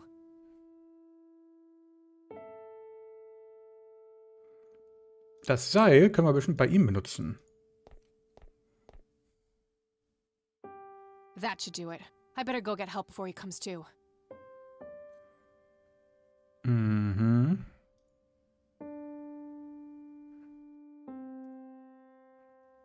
You won't get away with this. Ernest Edward Price, born December 20th, 1898, died May 8th, 1973. Mit wem hat er denn da Agatha geredet? Price, born November 13th, 1899, died July 17th, 1979. Moment mal, was ist das da? Hi Nordisch. Herzlich willkommen und so weiter und so fort, ne? Arthur Price, born April 11th, Ich merke mir das jetzt nicht alles. Henrietta Ann, Father Bill's wife. Warte. Henrietta Ann Price, born April 22nd, 1933, died May 4th, 1981. Father Bill's wife. William Thomas Price, born February 13th, 1931, died October 21st, 1983. Father Bill himself. Joshua David Price, born June 8th, Isaac's brother, perhaps? Isaac Jeremiah Price, born March 3rd, 1959. The death date is left blank. That grave is blank, probably reserved for future descendants. Alles hier, oder? That grave is... Grab. Okay, holen wir mal Hilfe, würde ich sagen. Aber rucki. Zucki. All right, we'll take it from here. Should we bring what's her name to the clinic? Eileen, and no, she's not physically hurt, it's just shock, that's all. I'll take care of her, please, just drop us off at Grandma's. All right then, but don't think you're off the hook for that stunt you pulled at the station. Considering the circumstances, I'm gonna refrain from hauling your ass back to that cell. But you better not leave town until we've sorted all this out, or you can look forward to a statewide APB. Got it? That's more than fair, Sheriff. Thanks. Good. Come by the station when you've dropped off your friend. I'll need to take your statement. I will. It's my fault this has happened to her. No, it's not. You know exactly who's to blame. That vile man behind bars or whoever is pulling his strings. Go there, find out what he knows, and get to the bottom of this. It's too late for Joseph, but maybe she still has a chance. Well, I'm sure as hell not gonna wait here for her to rot away. Good. She'll be safe with me. All right then, I'm off. Okay. Achso, wir müssen fragen nach einem Mietlager. There are a few things I need to ask you, Grandma. Very well, dear. How is she? The same. Don't worry about us. I don't see a reason to ask her about that. Ja, Okay, that's all I need. Good luck out there. wir müssen aber ohnehin zum Sheriff. Vielleicht verrät der uns ja, dass es ein Mietlager gibt.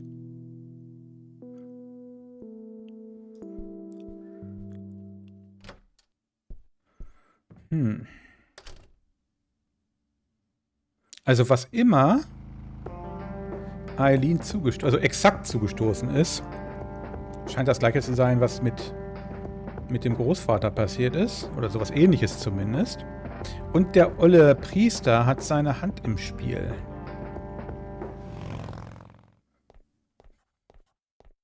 Hey, you're back. I am. You guys want my statement? Yeah, the sheriff is waiting for you. All right.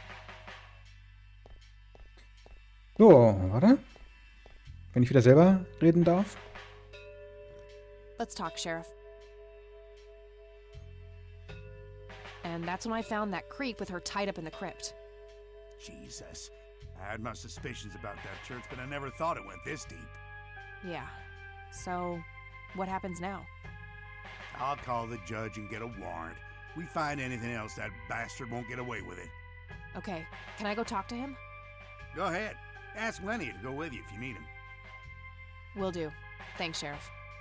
Think nothing of it. Okay, so.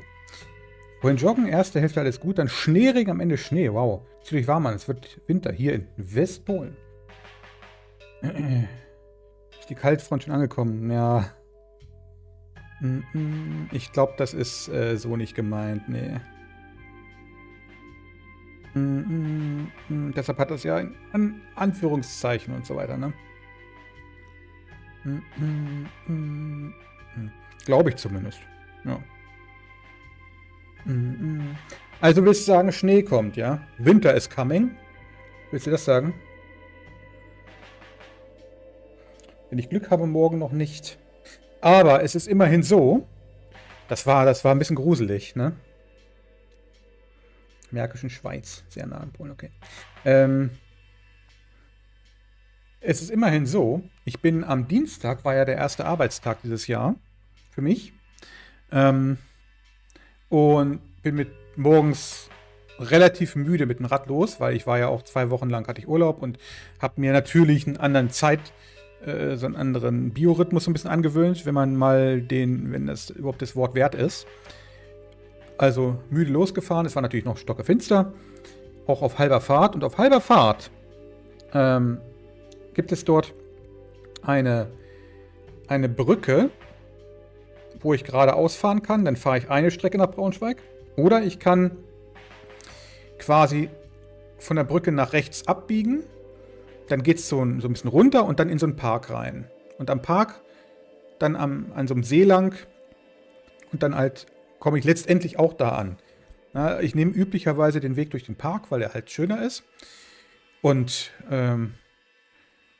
vielleicht auch ein bisschen kürzer. Und ich fuhr da so, plötzlich mal so. Und dann bin ich sofort stehen geblieben. Und was war? Ich stand bis zu den Knöcheln im Wasser.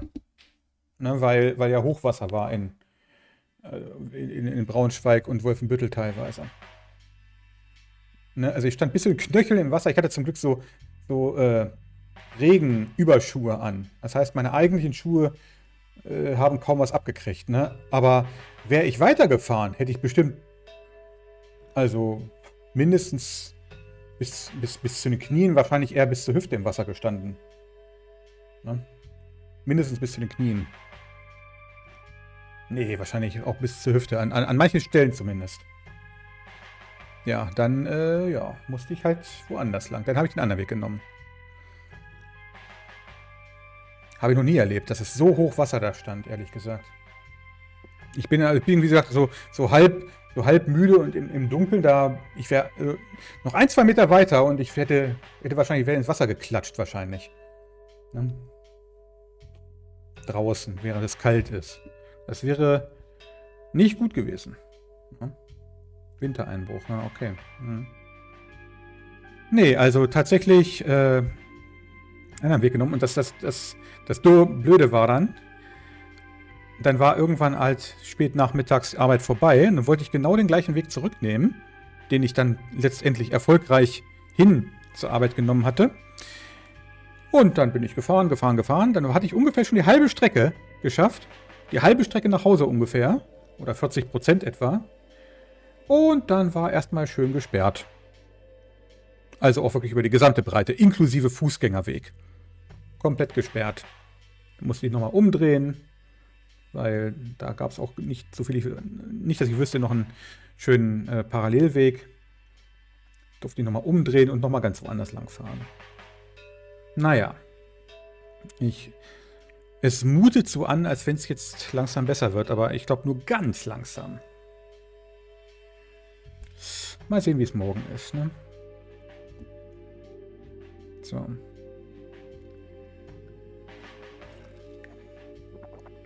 Ich hätte auch Angst, mir im Modder die Beine zu brechen, aber am Ende hatte ich mehr mit meinen kalten Händen zu kämpfen, ja. Die Temperatur war durch die Kaltfront in kurzer Zeit von 5 auf 0. Keine Handschuhe. Oh ja, das ist natürlich auch, ja, nicht angenehm. Auch beim Radfahren ist das doof. Keine Handschuhe beim Radfahren, wenn es kalt ist. Wenn man sich so verschätzt, also wenn man so die halbe Strecke fährt und merkt, es ist doch zu kalt und dann fängt es auch noch an zu regnen. Aber ich hatte mir vor, weiß nicht, 5 Monaten oder so mal so Regenüberschuhe gekauft. Die waren fast so lang wie Stiefel. Die gingen auf jeden Fall über die Waden rüber. Ne? Und die waren aber richtig schlecht. Die waren richtig scheiße. Weil selbst wenn du die ordentlich angezogen hast, dann bist du ein paar Schritte gegangen und schon haben die saßen die nicht mehr. Und man ist quasi nicht auf der Sohle gelaufen, sondern neben der Sohle gelaufen. Also die waren richtig schlecht. Aber jetzt habe ich mir andere Dinger gekauft. Das waren dann halt ein bisschen teurer, aber auch nicht viel. Und jetzt ist gut, ne? So.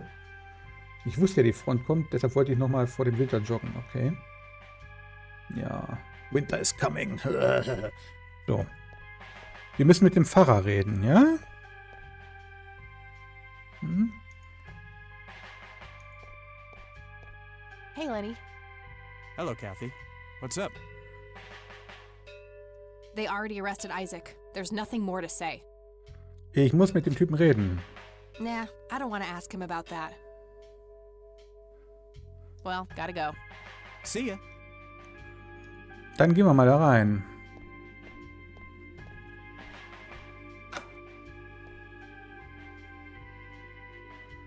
Ich hoffe, du kriegst kein Wasser und kein Brot. He's where he belongs. Hello again, my child. I hope you enjoy that cell as much as I did. For a man of faith, this is a room fit for a king. Speak what you will. I have all the time in the world. Okay, wir fragen alles. Did you have something to do with what happened to my grandfather? Alas, I did not. At the time, I wasn't enlightened, and neither was my father. But Grandpa showed the same symptoms as Eileen. Then he was claimed by God, without my guidance. Praise him. What do you really know about Lily Myers? Oh, the drowned girl is a conundrum. In life, part prophet, part mender. In death, ascended, united with the holy conduit. Jetzt ergibt alles Sinn. Why did you have Lily Myers' painting stolen? Because Charles Wade isn't a man keen on sharing. Fine. Let me put it this way. Why did you try to get your hands on the paintings? Lily was special in God's eyes, a chronicler, a bestower of wisdom. As an emissary of God, it was my duty to unlock the divine knowledge in her work for all of mankind. What is your church really about, Isaac? What are you trying to accomplish? The same as any other church. All we want is the salvation of mankind. By any means necessary? Clearly kidnapping isn't out of the question. A necessary evil. I look at the bigger picture, the greater good. One day you'll understand. You are quite obviously brainwashed. I'll stop you, if it's the last thing I do. You can try, child. I have God on my side. Na klar, das sagen ganz viele. Auch Leute, die andere verschiedene Ziele haben. Who is the man dressed in red? No one that concerns the likes of you. Wait, so you do know something about him? Certainly, but that knowledge is not to be shared with unbelievers. The likes of you. Tell me what you did to my friend, Isaac. I offered her to God, and the Lord accepted her with open arms. She is part of his world now. You're not talking about a Christian God. Of course not. I'm talking about the old God, slumbering in the darkness beyond. What are you saying? You offered Eileen's soul to this God of yours? She is but one of many. I guided them all to the stairs of judgment. Wait, so you were responsible for all those people disappearing? Going crazy? All I did was bring them face to face with God. If they chose to reject him, they were beyond redemption. I don't need to ask him that now. So, jetzt noch ein bisschen. Ist ja schon wieder Wochenende für dich. Ach ja, stimmt. Für mich noch nicht. Ich muss morgen noch mal los. Ja, aber naja, dann geht's auch. I don't need to show that to him. I could, but I'd rather not tip him off before I know it this key opens. Okay. You know something about this flower, don't you? Oh, yes. A link to the divine. They help by preparing the body for unity with God. So, you've drugged people with it? Such a crude choice of words. It has been one component of my sacred work, yes. Was mit Samstagnacht? Hast du ein festes Spiel? Ist immer noch Conrad Stevensons. Ne? Das ist das, was ich erstmal durchspielen will.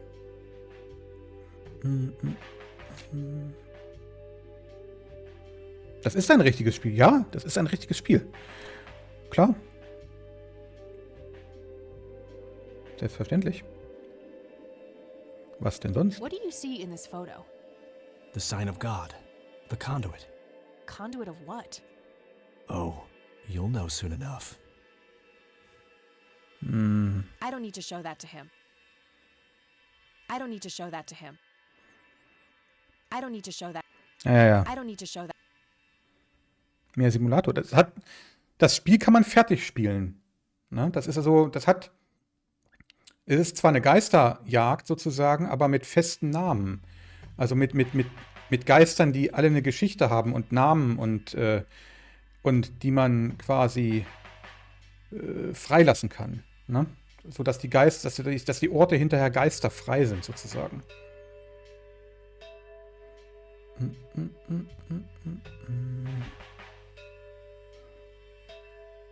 I don't need to show. I'd love nothing more, but I need to figure out what he knows. Okay, jetzt aber Lurk. Ja, ich mache aber auch nicht mehr allzu lange. Ist ja auch bald soweit, ne? So. I'm done here. Good. Now go repent, sinner. Friss Schnecken. Ich spreche mal mit dem. Also mit ihm und mit dem Sheriff und erzähl ihm alles. Hey, Lenny. Hello, Kathy. What's up? Mietlager? Nee. Dünn. Well, gotta go. See ya.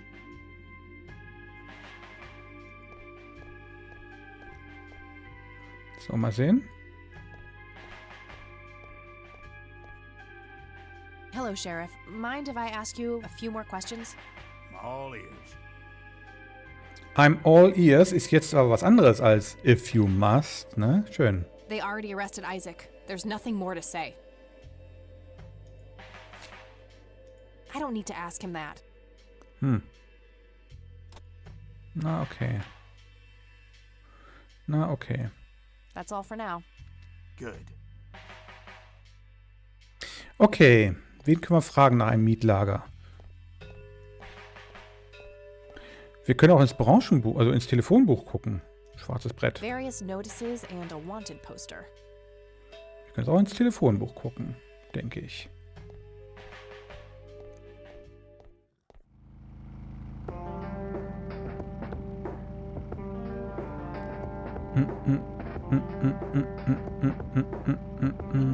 Warte.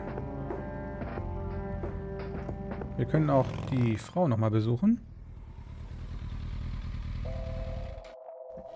Habe ich leider ihren Namen vergessen.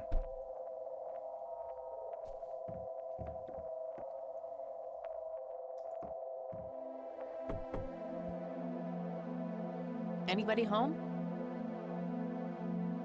Guess not. Locked.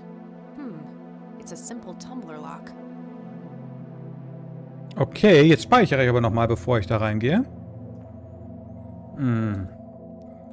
Okay. Schloss oder Tür. Kann ich hier mit umlauten eigentlich? Nein. Öffne.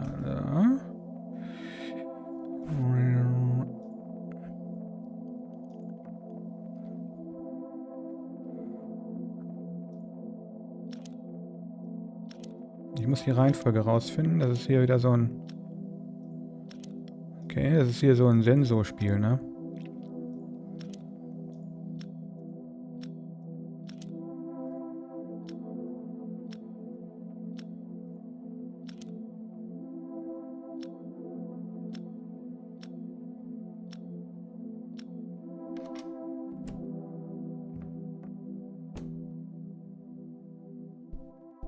Was ist das ein Blutfleck?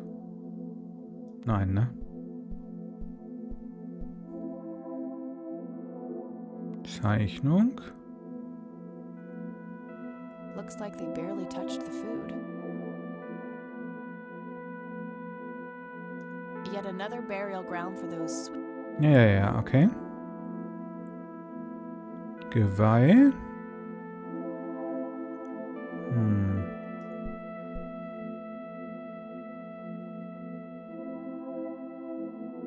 A bald man dressed in red.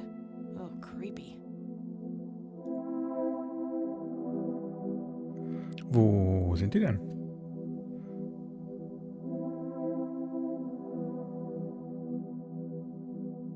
Elk, by the looks of it. They're fairly common in Conwell Woods. Das hier... Oder das ist vielleicht auch einfach nur ein Muster. It's an early painting by Lily Myers. Very lifelike. Aber warum liegt Aschenbecher auf dem Boden?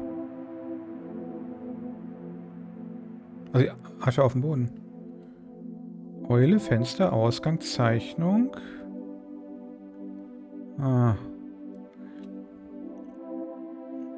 Looks like they barely touched the food.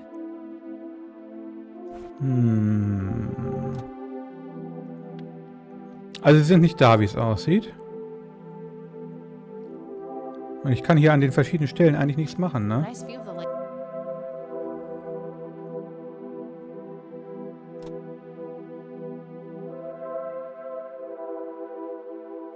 Okay, dann gehen wir mal wieder. Ne? Vielleicht passiert ja was, wenn wir rausgehen.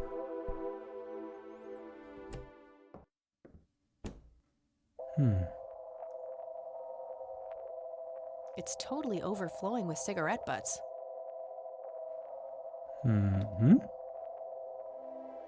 Conwell. Zigarettenstummel auf dem Boden. Somebody around here is a chain smoker. We have something in common. Good to know. Thick, dense forest. What were you doing out there, Grandpa? Ja, what bloß, ne? It doesn't belong to me. I don't want to take it without a good reason. Okay, das heißt, das Thermometer müssen wir irgendwann nochmal mitnehmen. zu irgendeinem Zeitpunkt. Okay. Wo sind die denn? Im Wald vielleicht? Los, brausen. Los.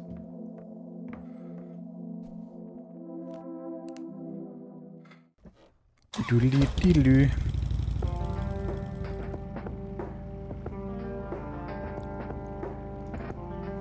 Vielleicht sind die ja im Wald.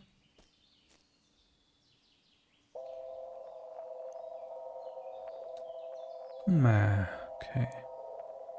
Wir gehen wieder.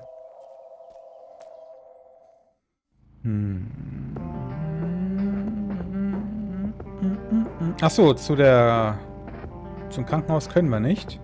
Gehen wir zur Kirche.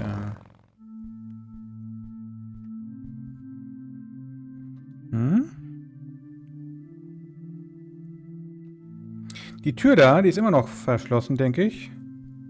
Wer sollte die zwischendurch auch aufgemacht haben? Locked. Schlüssel mit Anhänger. Wird wahrscheinlich nicht funktionieren. Nope, not the right key. Wir suchen ja auch ein Mietlager oder sowas in der Art.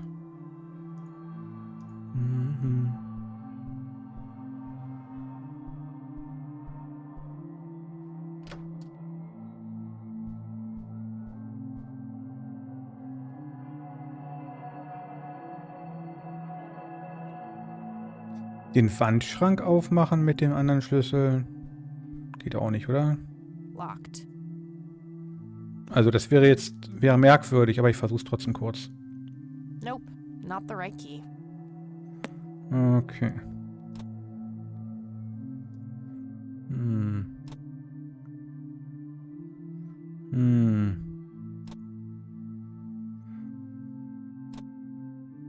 Kann man den Dietrich kombinieren mit dem Porträt?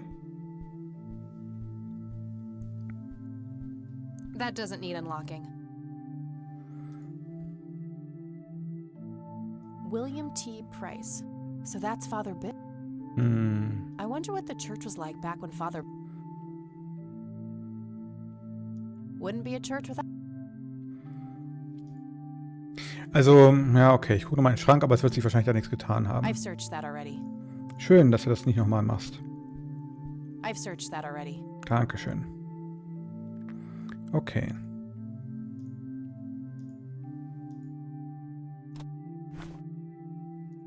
Wir können nochmal vielleicht mit den Black Hats reden. EVTL, ne? Warte mal, der Altar. Kann ich da noch was mitmachen mit dem Altar? Ihn unter Strom setzen.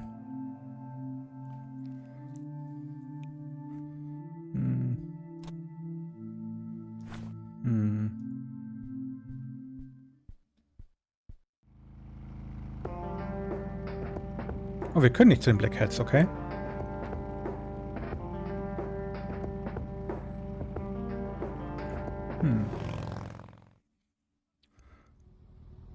Wir können mal gucken, ob in der Price-Gruft noch was ist. Oder vielleicht hat sich ja noch was getan auf dem Friedhof.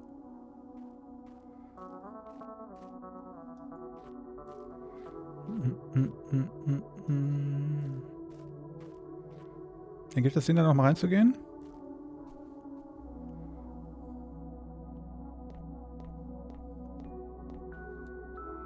Mit wem hat er hier geredet,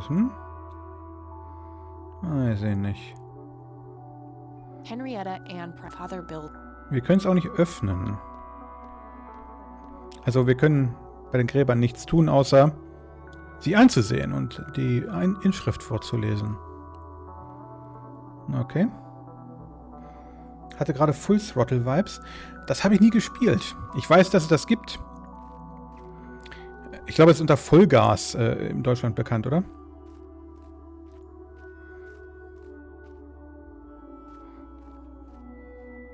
Aber ich habe es nie gespielt. Ist das so? Vielleicht?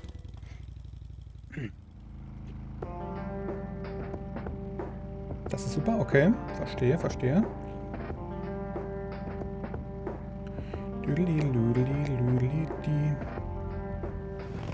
Okay. Wir gucken mal ins Telefonbuch. Da können wir eventuell... Das ist doch keine schlechte Idee. Ein Mietlager finden. Okay, there's a place in town. Got the address, I should head over there. Das ist super. Dann fahren wir da mal hin. Und da würde ich dann speichern und dann machen wir nächstes Mal weiter. Wenn da nicht sofort dramatische Sachen passieren. Das ist ein Cliffhanger. Aber das dann... Wie gesagt, dann weiß ich wenigstens, was ich nächstes Mal zu tun habe. Ne? So.